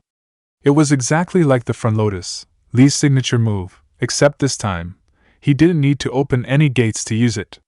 And he was much faster. The Ryatsu bandages wrapped around him, binding the Shinigami in place and preventing him from moving or struggling. Lee stopped hovering in his shadow, and wrapped his arms around his midsection. Okay, Guy-sensei. I'm ready! Lee shouted. Kakashi raised an eyebrow. He wasn't going to perform the front lotus. The two of them were just hanging out in midair at this point. Yua! I'm ready too, Lee. Guy shouted, his resurrection glowing with the same Ryatsu as Lee's. He put his fingers in a circle, before he charged up a deep, forest green Siro. Siru! Guy shouted flamboyantly, launching the beam of energy directly at the two combatants who were hanging out in midair. Lee looked excited. Guy-sensei! He shouted, as both he and Kakashi were engulfed by the Siro. Kakashi's jaw dropped at the apparent attack that would clearly hurt Lee as well as him. The energy engulfed the vice captain, singing his skin and leaving it charred.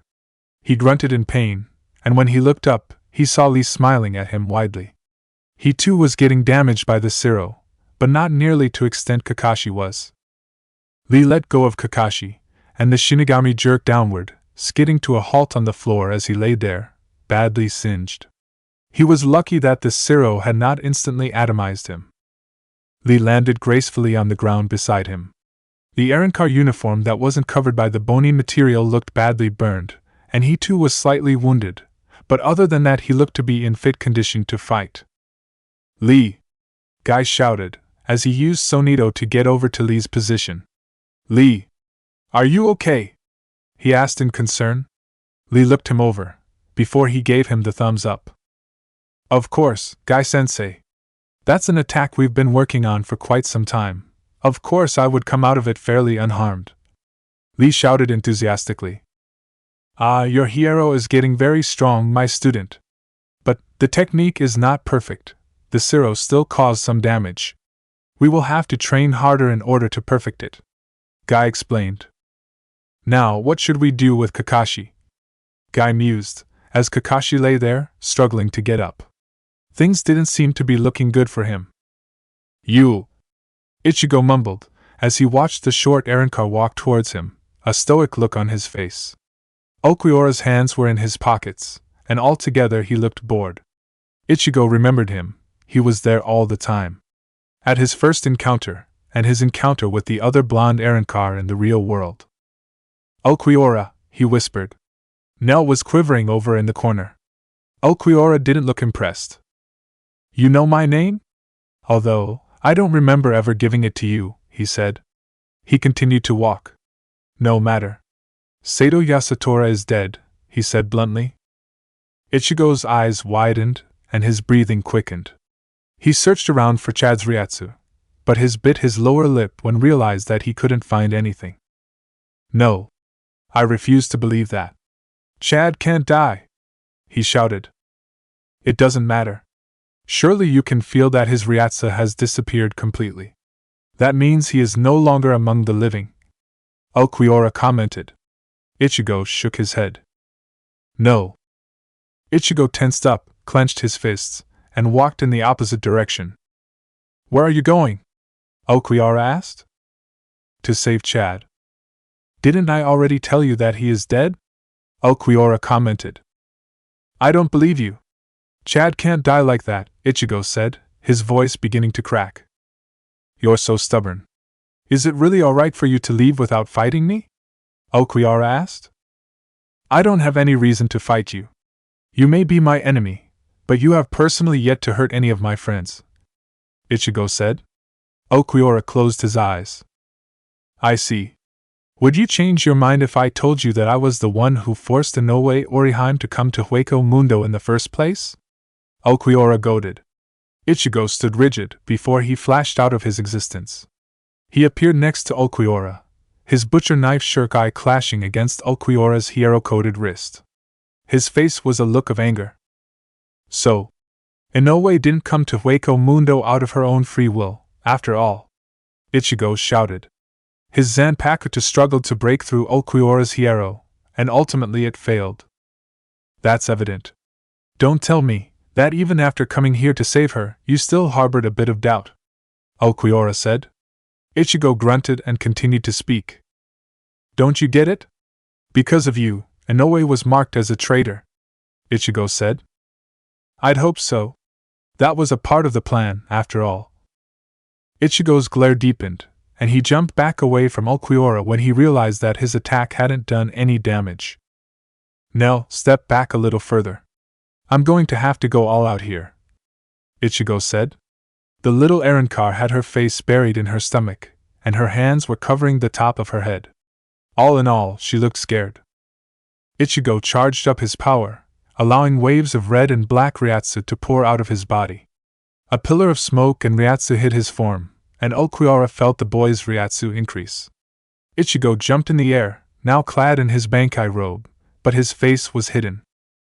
Ulquiorra's eyes widened as Ichigo revealed his face, now covered in what was clearly a hollow mask. A little bit of Ryatsu leaked from Ichigo's black sword onto his hands, and he tried a Ryatsu-tempered downward slash at Ulquiorra. Ulquiorra blocked it with his forearm, but his eyes widened when he realized that it was going to cut through his hierro at this rate. He released contact with the blade by flying back, waving his arm forward to disperse the Ryatsu. Ulquiorra flew through several columns at a time, before he used momentum to bounce off the wall, leaving a crater in it. What is this? That Ryatsu. It's very similar to ours, Ulquiorra thought. Ichigo was preparing for another strike. Getsuga Ten's Ho! Ichigo shouted, as he released the wave of black and red Ryatsu at the espada. It sped towards Ulquiorra, its size and speed greater than normal. Ulquiorra held out one hand to block it, before he raised his other one to also put on the Ryatsu. His eyes narrowed slightly, as he was still being overwhelmed by the Ryatsu. Shit, he thought, as he was engulfed by the attack. Ichigo stood there, panting from the exertion he had to endure, before his mask cracked, and he was back in Bankai form yet again. Ichigo! Nell cried, as she rushed and headbutted him in yet another flying tackle that knocked the wind out of him. Nell! And Nell thought you were gonna die, Ichigo. Using all that crazy power with your body all beat up, you can't keep doing this. Nell was so worried. Nell blubbered. Ichigo smiled. I'm sorry, Nell. As Ichigo was about to get up again, he felt a presence from directly behind him. The dust cleared from behind him, and when he looked up, Ulquiorra was standing there, looking only mildly injured. His Arrancar uniform was in tatters. My. That surprised me for a second. I wasn't able to stop it using both hands. Was that your full power? Ulquiorra asked, as Ichigo struggled to form words. He brushed himself off.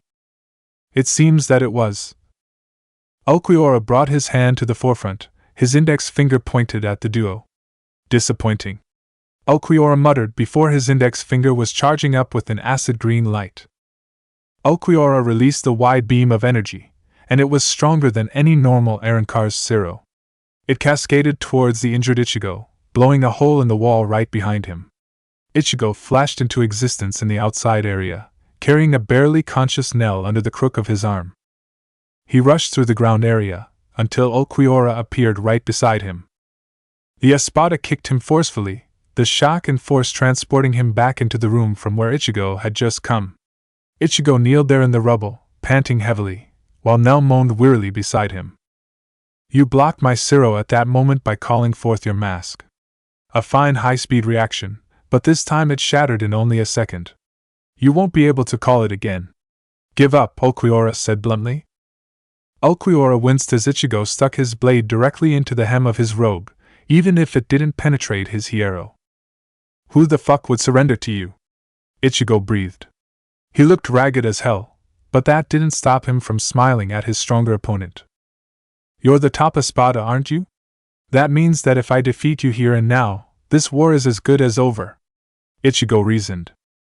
Ulquiorra resisted the urge to roll his eyes. Where had this kid inherited his logic from, and why would he assume that he was the strongest espada? Was it because he had seemed so powerful to him, or was it because he always seemed to be in the center of things? Just because he seemed to be more involved in the affairs of the war, and he had power that this kid couldn't comprehend didn't mean that he was the Primera. So that's it, Ulquiorra said lazily, grabbing Ichigo's sword so he could slash through the fabric of his Arrancar uniform. That's too bad for you, then, he said, as his espada tattoo became visible. Ichigo's eyes widened as he glimpsed at the 5 tattoo on Ulquiorra's chest. Number 5. Ichigo shouted. Yeah, Quinta Espada. Ulquiorra cipher. The 5th most powerful member of the Espada, Ulquiorra said before he flexed his hand. Ichigo. Nell said meekly over to the side. With that, Ulquiorra thrust his hand directly through Ichigo's chest, puncturing it and creating a gaping hole. Ichigo! Nell shrieked, as Ichigo fell to the ground, apparently dead. Ulquiorra wiped the blood off of his hands. Kurosaki Ichigo, you cannot defeat me. Even supposing you could, there are still 4 more espada more powerful than I am. Even if you stand up 1,000 times, there is no path to victory for you to take, Ulquiorra said. Ichigo! Nell shouted forcefully, as she was enveloped in a strong Ryatsu shroud. Ulquiorra looked on with disinterest. He had figured out who that small Arrancar was at the very beginning. So, have you regained your powers now? He asked, as the pink smoke cleared. When it cleared, a busted green-haired woman wearing a tattered green robe was standing where Nell once stood. Former Tercera Espada. Nelio tu Odelswank. You went missing from Las Noches all those years ago, but now it's apparent what happened to you. You took the form of that child and lost your memories, and the shock of Kurosaki Ichigo's death forced you to regain both your old body and your memories, Ulquiorra commented. It wasn't a guess or a question. Nelio glared at the Quinta Espada, before she used Sonido to appear behind Ulquiorra. She grabbed the apparently dead Ichigo in her arms, before she flashed away to get him out of reach of the battle. I don't know why you would bother with that. That child is clearly dead, Ulquiorra stated, no hint of sarcasm or mocking behind his voice. It was cold and calculating logic. Nelio glared at him. Ulquiorra, she said dangerously. Ulquiorra looked at her dispassionately, with half-lidded eyes. I had no quarrel with you when I was in Espada. We both stayed out of each other's way.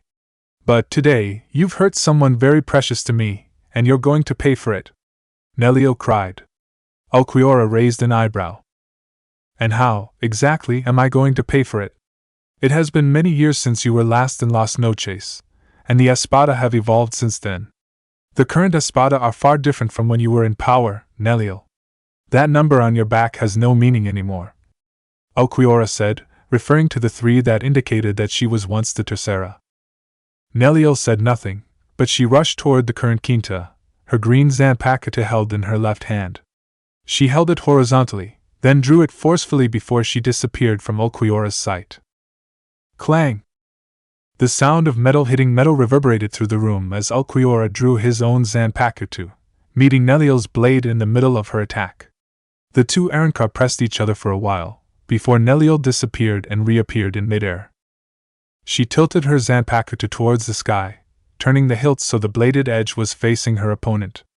Ulquiorra held his sword in a steady stance, but once he was ready to thrust forward, Nelio flipped through the air, and her foot kicked Ulquiorra's blade before he could thrust. Nelio winced. Ulquiorra was apparently strong enough to break through her hierro, but it was relatively minor. She spiraled through the air again, this time her right foot kicking out and catching Ulquiorra right in the chest. Ulquiorra skidded back along the ground, drawing up dust and chunks of the floor as he attempted to regain his footing. Nelio appeared in front of him, and Ulquiorra blocked her strike by holding his Zanpakuto horizontally. Nelio threw a punch at the Quinta, knocking him even more back slightly, making him crash into the wall. Nelio stood there stoically, knowing that it wouldn't be enough to defeat Ulquiorra. Indeed, when the dust cleared, he was completely unfazed, and only mildly injured throughout the whole ordeal.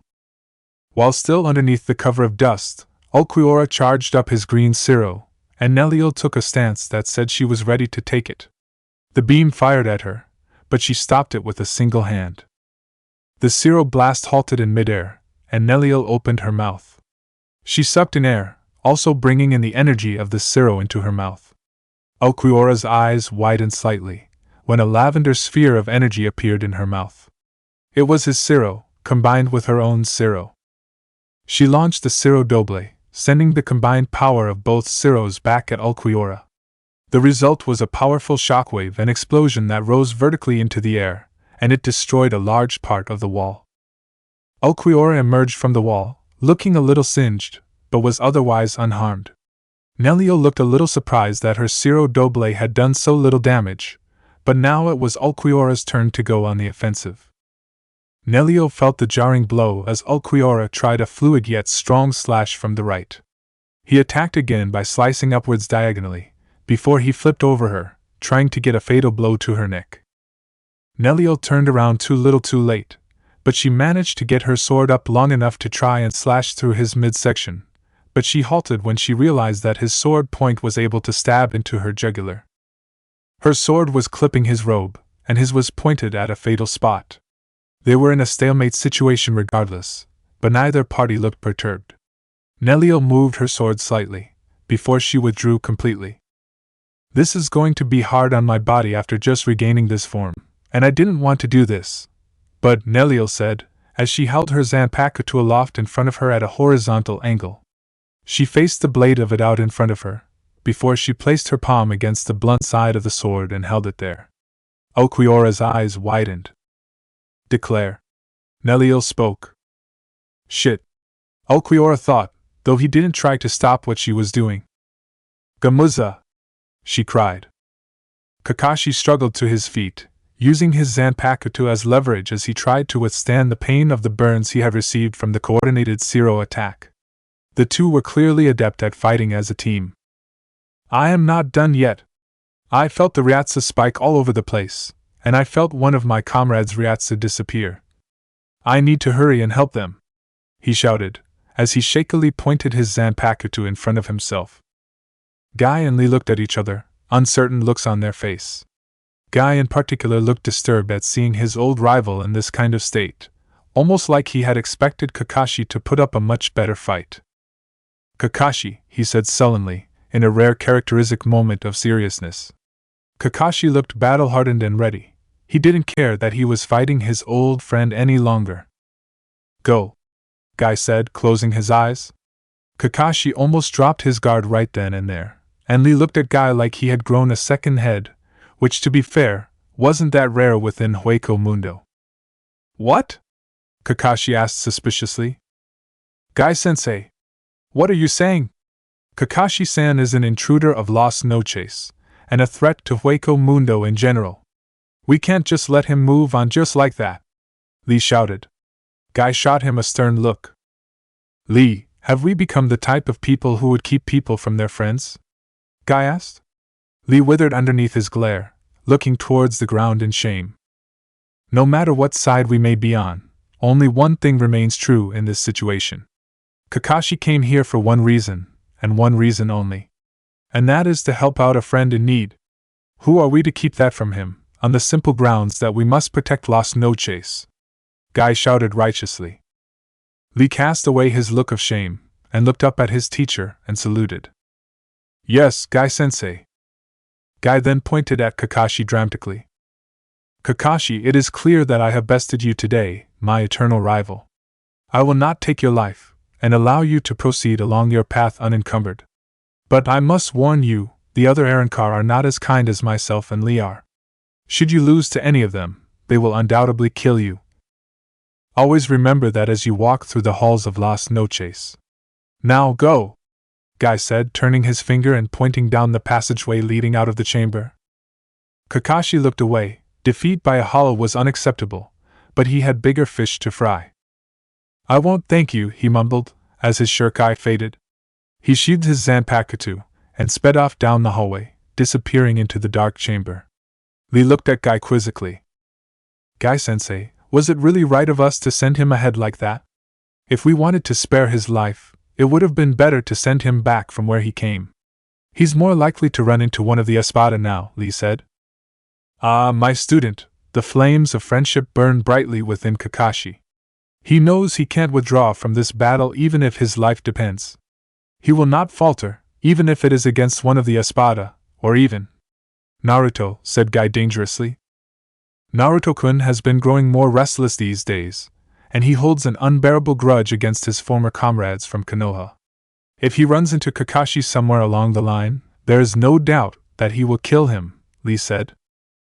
That is a bridge we will cross when we arrive, Lee. Now, let's get to our training. We were forced to use our resurrection within that battle, so now we must run laps around Las Noches. Guy shouted. Guy-sensei! Another sunset appeared. Kakashi thought he heard the crashing of waves as he rushed through another corridor of Las Noches, at least as fast as he could when he was so heavily injured. That fight had taken its toll on him, though with his opponents that was to be expected. And they weren't even Espada. Was his group really cut out to rescue Orihime? Never mind that. I've got to hurry to where Chad is. I can't even feel his Ryatsu anymore. He trailed off, thinking that the worst might have happened to Chad while they were off on their own. He continued through the hall, seeing a glimpse of sunlight of all things coming out from the exit. Geez, those two are as soft as ever, letting you live, came a voice from beyond the hall. Kakashi halted in place, before he emerged onto the Hueco Mundo sand, surrounded by the fake sky overhead. Standing about 20 feet away from him with his back turned was a short blonde-haired Arrancar. Kakashi couldn't make out the identity, but Kakashi could see spiky blonde hair, a very familiar hairstyle to the Konoha Shinigami. "Who are you?" Kakashi asked suspiciously, as he placed his hand on his Zanpakuto. The Arrancar said nothing, before a low chuckle emanated from his throat. This turned into full-blown cackling, with such sadism and evil that it made Kakashi's stomach turn. "Oh, this is too good. I finally get to see a Konoha shinobi after all this time. Somebody pinch me, I think I might be dreaming. It's just too much for me to take." The Arrancar guffawed before he fell to his knees, crumpling up into a ball. He continued to laugh insanely, gasping and wheezing in between like the laughter was going to kill him. "Who are you?" Kakashi shouted at this time, as the blonde Arrancar got to his feet. His laughter trailed off, but he continued gasping for air. "Ha! Ha! Oh shit, that was intense for a second. I just couldn't stop laughing," he shouted, wiping a tear from his eye. "But in all seriousness, I'm so happy that you managed to find me, Kakashi," he said. Kakashi looked at him suspiciously, his Zanpakuto fully drawn now. The Arrancar chuckled one last time, before he turned around and showed Kakashi his face. The sadistic smirk made him take a little longer, but those features were unmistakable. Kakashi figured out who it was. "Naruto?" Chapter 43, Desesperation. "Naruto?" Kakashi cried out again. For the second time that day, Kakashi almost dropped his Zanpakuto out of surprise. Guy and Lee were one thing, but to see Uzumaki Naruto, the hero of Konoha, as an Arrancar working for Aizen, the thought was almost unthinkable. Naruto smirked wider, patting his Arrancar robe down as he paced around the vice captain. Kakashi seemed to be in shock, Naruto noted. His guard was completely dropped. It would be all too easy to kill him in that stance. Then again, it would be all too easy to kill him no matter what Kakashi did. "Kakashi-sensei, how's fucking long has it been since I saw you last? 3 centuries, maybe? I didn't know whether or not I'd ever see you again, but I anticipated that you would become a Shinigami sooner or later. It wouldn't be like you to just retire from a life of military service." "Naruto, you're an Arrancar?" Kakashi shouted, his grip tightening on the Zanpakuto. How long had the Konoha Association been searching for Naruto? How much faith did Minato have that his son had died an honorable death and had been sent to Soul Society? They had promised the Namikaze family that they would find their son, and now that they had fulfilled that promise, the result was pretty bittersweet. Naruto was with the enemy. "Really? I didn't notice. What was your first clue, Kakashi-sensei?" Naruto sneered. He spat out the sensei portion like it was poison, but Kakashi was too distraught to notice. "Naruto. We finally found you," Kakashi said. Naruto frowned at the Shinigami. The word that Naruto focused on was "we." To him that was a very interesting word. "We? Does that mean there are more people from Konoha that are Shinigami?" Naruto asked. Naruto had known that his parents were such from the information in the Las Noches archives, but he didn't think Kakashi was limiting it to them. "Yes, Naruto. There are so many of them. Most of your friends and senseis from Konoha had become high-ranking Shinigami, and your parents are there too. I know how long you've wanted to meet them, and now's your chance. You even have siblings now. They've been looking for you for such a long time, they'll be overjoyed when they find out," Kakashi said. A smirk made its way onto Naruto's face, before it turned into a full-blown smile. Kakashi thought he was overcome with joy. "It's been hard on them, but I'm sure it has been just as hard on you, being away from your friends and family for all these years. But you don't have to fight for Aizen, you don't have to be an Arrancar. You can come back with us, and support Tsuruya in this war. You can be with all your friends again," Kakashi said.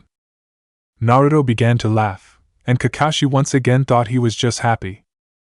"We can get you purified from that horrible Arrancar form. You can even be instated with the Shinigami."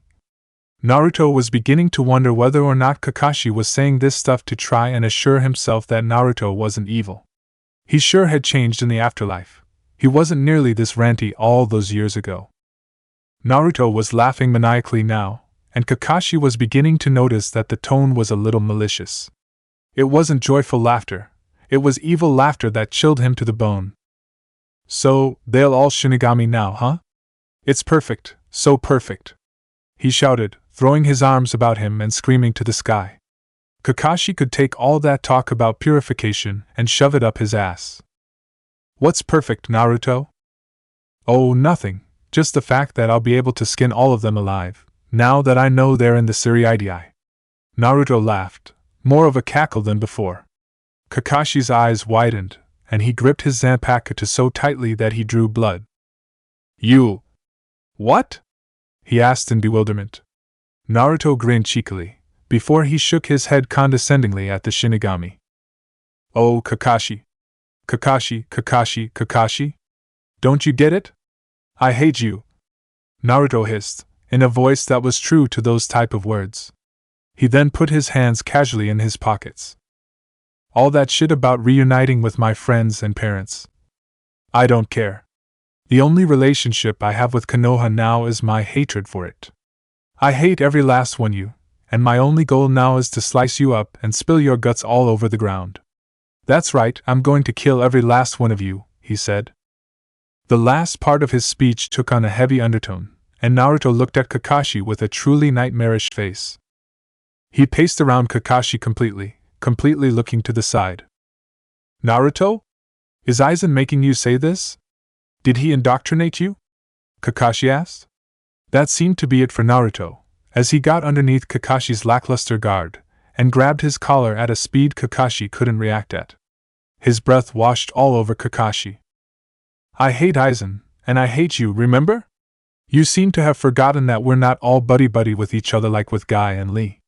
When I said I was going to kill you, I meant all of you, including you. I just don't want to kill you without a little resistance, that would be too boring. Kakashi seemed to take the hint after that. He got into his primary fighting stance, before he glared at what was a clear mockery of what Naruto used to stand for. Naruto, I know you're in there. Don't let the hollow inside you win. I know you have the will strong enough to beat it. You have the will of fire, the same one that saved Konoha all those years ago. Kakashi shouted, trying to appeal to the good within Naruto.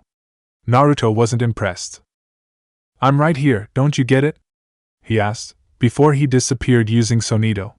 He reappeared right in Kakashi's face, his right leg torqued to the side. Kakashi looked surprised. I am Naruto, he cried before he let loose with a front kick right in Kakashi's body. The Shinigami went flying back underneath the force of Naruto's hero-enhanced kick. He skidded along the sand, before he jabbed his sword into the ground. We spent so long searching for you, Naruto. You're coming back to Soul Society with me, Kakashi said with determination, as he leveled his sword at Naruto. Connect, Raiki! Kakashi shouted, as the familiar jagged form of his lightning Zanpakuto came into existence. Naruto watched on with disinterest. Kakashi's shuriken was nothing special. Naruto himself lowered into a stance. There's no way I'm going to Soul Society, and there's no way you can force me to go there. I'm gonna kill you, right here, and right now. That will be the end of this conflict between us, Naruto said. Kakashi swung his sword in midair, before he noticed something odd about his opponent. You're not putting up much of a fight, you know? Surely you don't believe you can beat me without releasing your Zanpakuto, this resurrection as Ironclad call it, Kakashi said. He was honestly hoping he could end the fight before that happened. Seeing Guy and Lee look like hollows disturbed him. He didn't want to see Naruto like that too. It confused him greatly when Naruto began to laugh. You don't know who I am, do you? He asked. He had his Ryatsu suppressed, so of course Kakashi wouldn't be able to tell. Kakashi shrugged nonchalantly. You're Naruto, a normal Ironclad in Aizen's army. You shouldn't be any stronger than I am, judging from your Ryatsu, he stated. Naruto laughed again. Allow me to show you something, he said. He rolled up his left sleeve, before he thrust his arm forward and pointing to a jagged one that was tattooed on his bicep. Primera Espada. Uzumaki Naruto. Pleased to fucking meet ya, Naruto said, as Kakashi's eyes widened. Naruto released his Ryatsu after all, allowing Kakashi to drink its power. Enjoying the taste of my Ryatsu, are you? Naruto taunted, as Kakashi began to breathe heavily. He wasn't even exerting all of it. You claimed that I needed to release my Zanpakuto to win this fight, but doing that would be overkill. If you're only a vice captain, I don't even need to use my Zanpakuto. Naruto cried, removing his hands from his pockets. Strong, Kakashi thought, thinking about the Ryatsu. The form of his Zanpakuto was beginning to crumble, and the electricity was going out of control. Things didn't look too good if they continued at this rate. No! I have to try, not just for Naruto's sake, but for everyone's sake, he thought, as he summoned the willpower necessary to stand. He rushed Naruto, who smirked at the oncoming attack. I could kill you in one attack, but where's the fun in that? So I'll fight down to your level, Naruto muttered, as Kakashi disappeared at the last second. The frontal attack was just a ruse. Kakashi appeared in his blind spot, but Naruto sensed his Ryatsu before he even approached. Kakashi was about to bring his Zanpakuto down on Naruto, but Naruto pointed a finger at him. He launched a quick bala at Kakashi, the orange light blinding him and making him lose focus. The bala veered off to the side, but Kakashi was disoriented long enough for Naruto to kick Kakashi right in the stomach. The Shinigami went flying backwards, before he righted himself and rushed to the side. Bala Sugendo, Naruto muttered, as the following bullet homed in on Kakashi. He flipped over the low-power attack, before Naruto launched several more in his direction. Kakashi avoided all of the homing projectiles, before he rushed Naruto with his Zanpakuto extended. Naruto caught the electric blade in his hand, flipping over the Shinigami and landing to the rear. His finger lit up, and his launched another Bala Sugendo at Kakashi, who was still recovering. Kakashi grunted as the attack clipped his in the shoulder, the energy searing his skin and making him fall back. Naruto grinned at Kakashi's misfortune again. Sorry Kakashi. No matter how much I want to fight you down at your level, it seems I am unable to make myself that weak. Even right now I'm too much for you, Naruto taunted. Despite himself, Kakashi smirked under his mask. Oh, you've learned to talk big for a genin who fell for an obvious rope trap back in the day, Kakashi said. Naruto wasn't fazed. Back in the day? You're starting to sound like an old man. It's fucking gross, he countered, before he charged up another Zero. It wasn't Naruto's vibrant orange Zero. It was a spherical shape, but it was a deep purple in color, and seemed to be comprised of a viscous liquid instead of energy. Indeed, as Naruto formed, drops of Zero with the consistency of toxic sludge splattered onto the ground. What is that? Kakashi asked in disgust, looking at the ball of Zero sludge in disgust. Kakashi, did you know that I boast the most impressive moveset out of all Arrancar? Unfortunately, I can't use any of my techniques from when I was a hollow unless I release, but I have 3 forms of Zero in addition to normal and Grand Ray Zero, 4 forms of Bala besides normal, and a few techniques that manipulate Ryatsu. In my simple unreleased state, Bala Sugendo is one of them, and this, he looked at the ball fondly, is another of them. One of 3 unique forms of Zero that I am able to use while unreleased. Zero Venenoso, he explained, holding the sphere out. You see, this toxic Zero has some very interesting effects, and I'm going to put this Zero right into your face and watch its effects work. What those effects are, however, well, I'll leave that to your imagination, he said. Kakashi didn't notice that Naruto had reappeared right next to him, and the poisonous Zero was dangerously close. Telling me all this information, explaining your power, amateur move, Kakashi said. Naruto shook his head. Not really. You're not fast enough to escape me, nor are you strong enough to beat me. Your death is guaranteed at this moment, so I decided there was no harm in telling you that, Naruto said. Well, when I bring you back to Soul Society, that information will be very useful, Kakashi said, as he swung his Zanpakuto from the left. There was a blur of electricity. Not gonna happen, Kakashi! Naruto cried, as he held out his hand which had the Zero contained in it. It mirrored Kakashi's strike, and the tip of the blade touched the edge of the sludge. Kakashi's eyes widened.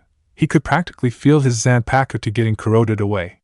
He pulled his blade out, and winced when he saw that the two tips that conducted electricity had rusted and were no longer working. What the hell?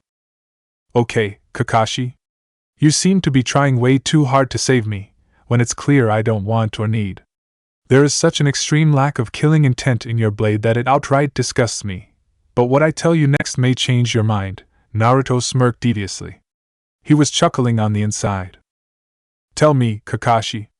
You know about the destruction of Konoha roughly a century ago? How it was wiped clean off the map? Naruto asked. Kakashi didn't like where this was going. Why yeah, an organized hollow force supposedly destroyed our home village, but they found no casualties. The villagers and even the shinobi just disappeared. Soul Society claims that it's the work of a hollow codenamed Vulpes. Kakashi said suspiciously.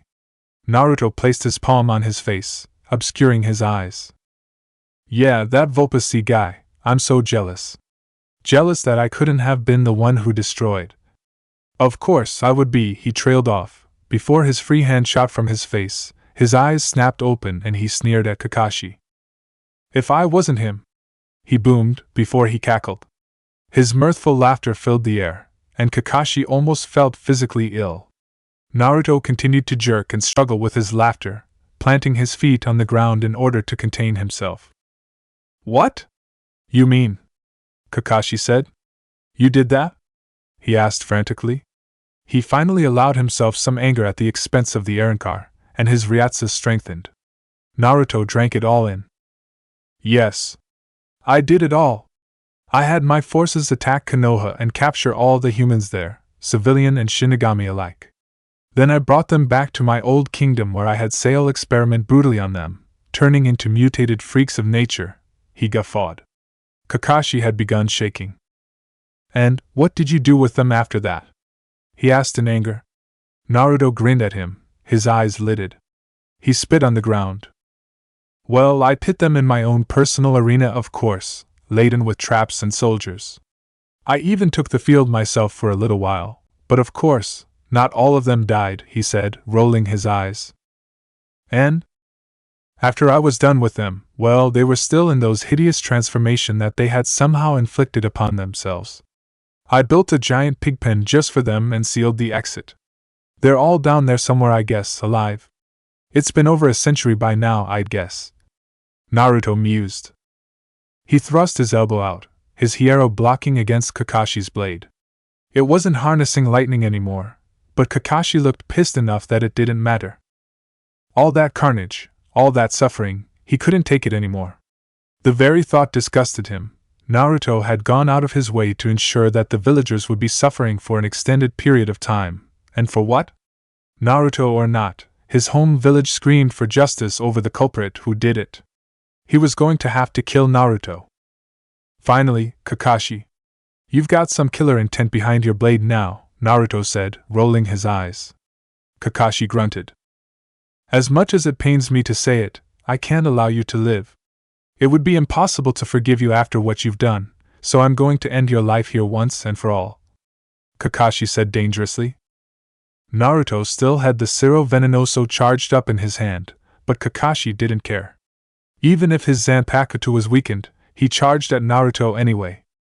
Naruto did something that might have surprised anyone with a knowledge of Ciro. As Kakashi came close, Naruto didn't launch the Ciro. Instead, he swiped it like it was his own Zanpakuto. He missed, swiping a millisecond too early and missing Kakashi's sword hand by an inch or two. But it didn't matter, as the Ciro Venenoso gave off a lighter purple gas, and for some reason Kakashi dropped his Zanpakuto. Kakashi felt his hand begin to burn lightly, and large and thick buboes popped up on his right hand. It was very painful for the vice captain, he couldn't even hold his Zanpakuto. It's a vesicant! Kakashi shouted. He wanted to clutch the wound, but there was a fear that it would spread. He didn't know the capability of the poison. Correct, I developed this Ciro with Sail a few decades ago. The Ryatsu contains a chemical compound that acts as a very strong blister agent. Don't bother trying to cure it. This is some of Sail's greatest handiwork, Naruto said before he smiled. And you didn't even get a full taste of it, he said sadistically. Naruto leaped into the air, and Kakashi breathed in deep. Naruto pointed his hand downwards and launched a full Siro. It didn't fire like a normal Siro, and was launched forward just like a pile of sludge. Kakashi moved to avoid it as the Siro splattered in his wake, where he would have been if he hadn't moved. He looked at his right arm and noticed the poison was beginning to spread. He shunput over to where his Zanpakuto was, using his uninfected arm to try and grab it. A few seconds longer, and he would have got it.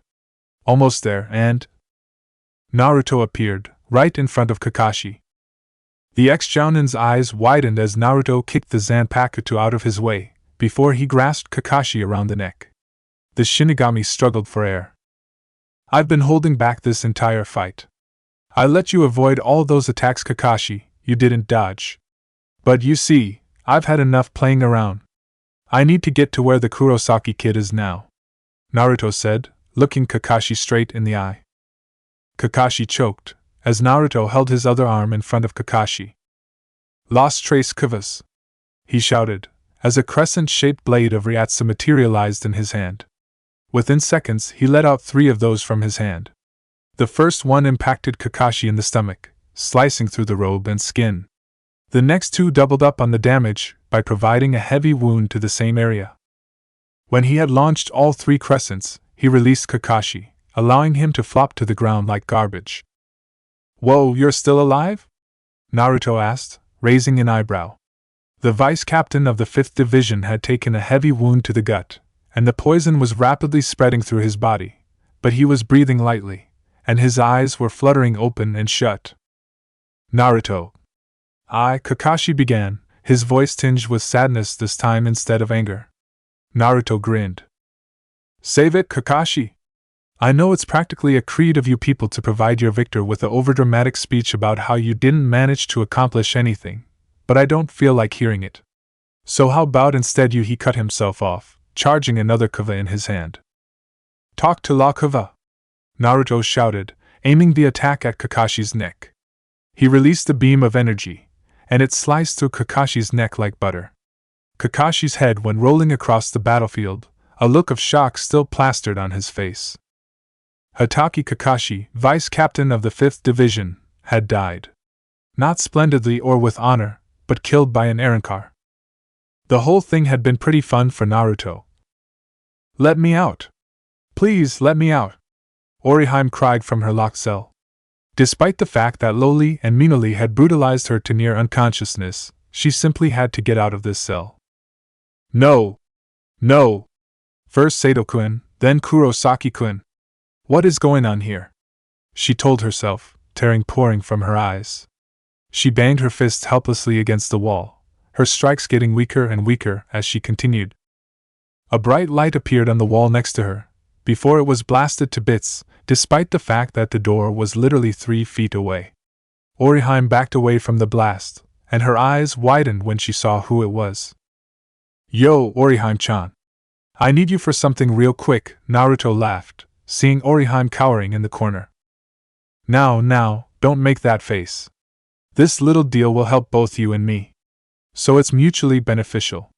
It might even help you save that pretty little boyfriend of yours from death," Naruto shouted. In the corner of the room, Orihime gulped. When Nellio released her Zanpakuto, the entire room became flooding with a magenta Ryatsu. Ulquiorra was unfazed. He simply swept his hand to the side and dispersed any that was coming for him. The smoke and Ryatsu clearly, and from it emerged an entirely different Nellio. The top half of her was mostly the same, though her legs were gone in favor of a goat's or antelope's lower body and legs, making her resemble a centaur. Her mask fragments extended down her temple by her ears, giving it a slightly more realistic impression of a helmet. The humanoid upper half of her body was covered in bony hollow mass that took the form of guards on her shoulders, elbows, and hands. In her right hand, she clutched an enormous lance. Gamuza. I personally have never seen your sword release, but I've heard rumors about its capabilities, Ulquiorra commented, as Nellio readied her lance. Ulquiorra thrust his Zanpakuto in front of him, ready to take anything she threw at him. She wound her body backwards, ready to throw her weapon. Ulquiorra brushed off his Arrancar uniform once last time. Lanzador Verde! she cried, and she threw her lance, her momentum, and wind up sending it rocketing through the air with incredible force. It spun on its axis, and pink Ryatsu gathered in the tip. Ulquiorra barely got his Zanpakuto up in time, the lance spinning against his blade. Ulquiorra felt it begin to crack underneath the pressure, and his eyes narrowed. He wisely withdrew after that, flashing to the side, and watching the lance careen into the wall. It does have a considerable amount of power. Naruto trained you well in such a short period of time, but since you've been inactive for so long, you are vastly outclassed, Ulquiorra said. Nell didn't say a single word, and instead simply flashed out of existence to draw her lance out of the wall. Using Sonido, she reappeared back where she once was. The two stoic opponents stared each down, before they both Sonidoed simultaneously. The end of Ulquiorra's blade met Nell's lance, and they flashed in and out of existence as they danced across the floor. Sword met lance once again, but this time Nell flashed away before Ulquiorra, coming into existence beside him. She twirled her lance about her, sweeping it in a motion that would strike horizontally through Ulquiorra. Ulquiorra's blade shot upward to meet the strike, but one of Ulquiorra's eyes closed slightly as he struggled underneath the force of the blow. He pulled back again, almost stumbling this time, as Nell continued to rain heavy and fast blows on Ulquiorra. Lanzador Verde! She shouted again, using the same technique twice. The lance went flying through the air, but Ulquiorra charged up his green Ciro in his finger. The energy struck the lance, slowing it down completely, and sending it flying off elsewhere. But Nell was ready for him. She absorbed the Ciro yet again, using the Ciro Doble technique for mixed their Ciros. She fired the result back at Ulquiorra, whose eyes widened. The energy impacted him soundly, and Nell stood over him, seemingly victorious. Before she could savor her victory, she felt another very familiar Ryatsu enter the room. A bead of sweat ran down her forehead onto her nose, and she turned frantically in response to the new presence.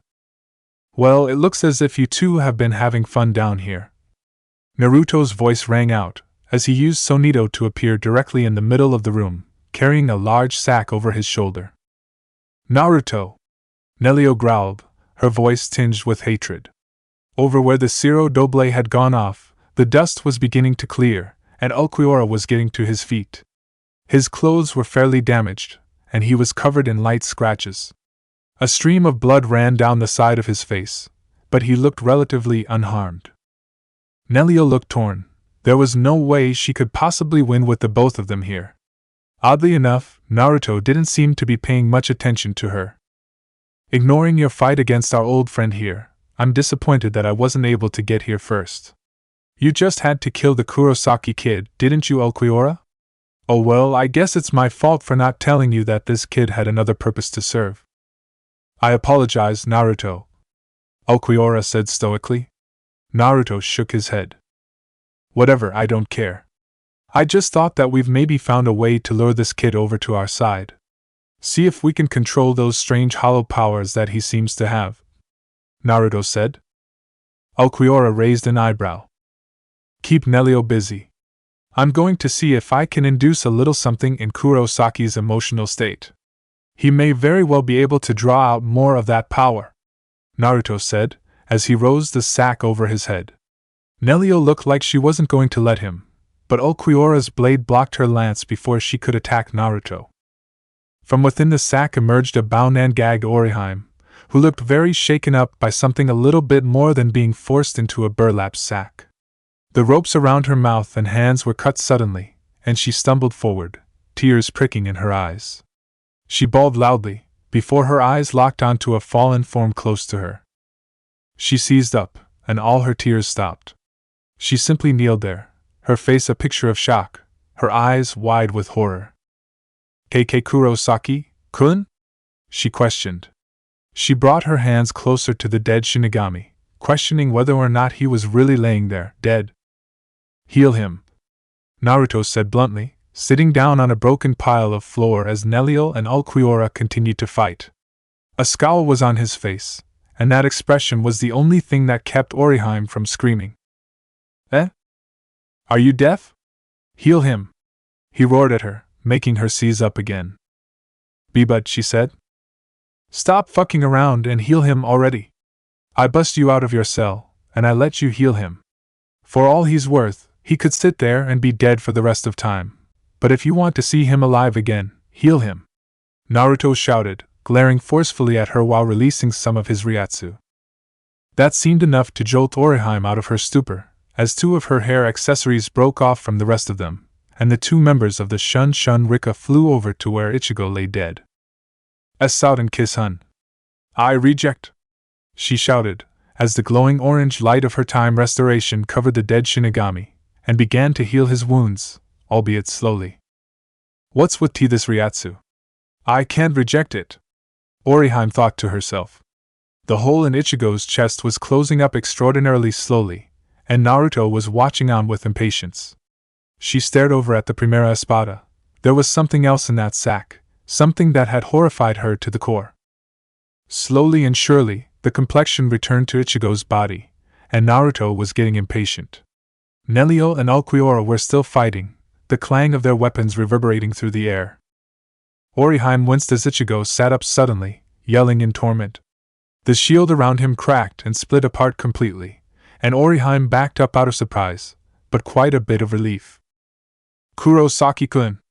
she shouted in joy. Ichigo looked around in alarm, like he was still looking around for his opponent. He screamed and pointed a finger accusingly when he spotted Ulquiorra. "Ah, Ulquiorra, you," he said dumbly, as Ulquiorra stopped fighting to stare at him. Nell saw his revival too, and her resurrection faded. Now on two legs, she rushed over to him, catching him in a bone-breaking hug. "Ichigo!" she cried, as her breasts pressed into Ichigo's body. A heavy tinge of red came over Ichigo's face, and he struggled to breathe. Over to the side, Orihime blushed. "Who are you?" "Nell," Ichigo said, noting the similarities in actions and appearances between the two Arankar. "That's right. She's Nell to Odelsquonk. A former Espada, and my personal fraction for a time," Naruto said. He looked bored with the situation, and he fiddled with the stack. "An Espada? Nell is," Ichigo said incredulously. Nell refused to make eye contact with the boy. "But enough about all that shit. There are more important matters to deal with. So, I'll tell you straight up, I'm the one that revived you." Naruto sneered at him. Ichigo seemed to realize who he was for the very first time. "Ah. You're the one who was there in the real world, the one who he was cut off," as Naruto flashed right in front of him, holding his sword to Ichigo's neck. "Shut up," he said forcefully. Ichigo wisely shut up. "I didn't revive you because I like you, or because I want to help you. In fact, I revived you because I want to show you something I know you're not going to like," Naruto hissed. "Eh?" Ichigo said, dumbfounded. Orihime was yelling something at Naruto, but he wasn't paying attention. The Primera simply walked over to the burlap sack and pulled something out from within. "I wanted to show you this," he cackled, as he pulled a severed head out of the bag. More specifically, Chad's head, which Naruto had cut off when he had killed him. The look of shock was still plastered on his face. "Chad?" Ichigo shouted in alarm, getting to his feet. A purely distraught look set itself upon his face, like he couldn't believe he was seeing his friend's severed head right in front of him. "Not just him. I also have this," Naruto cackled again, as he pulled another severed head from inside the bag. This time it was none other than Hatake Kakashi. "Kakashi?" Ichigo shouted again, seeing another friend dead at the heads of Las Noches. A wave of red and black Ryatsu began to surround his form, and he clutched his shoulder so hard he was drawing blood. "I killed them myself. What's wrong? Do you hate me for it? Are you going to attack me?" Naruto said. Nell and Orihime tried to comfort Ichigo, but they were simply pushed away.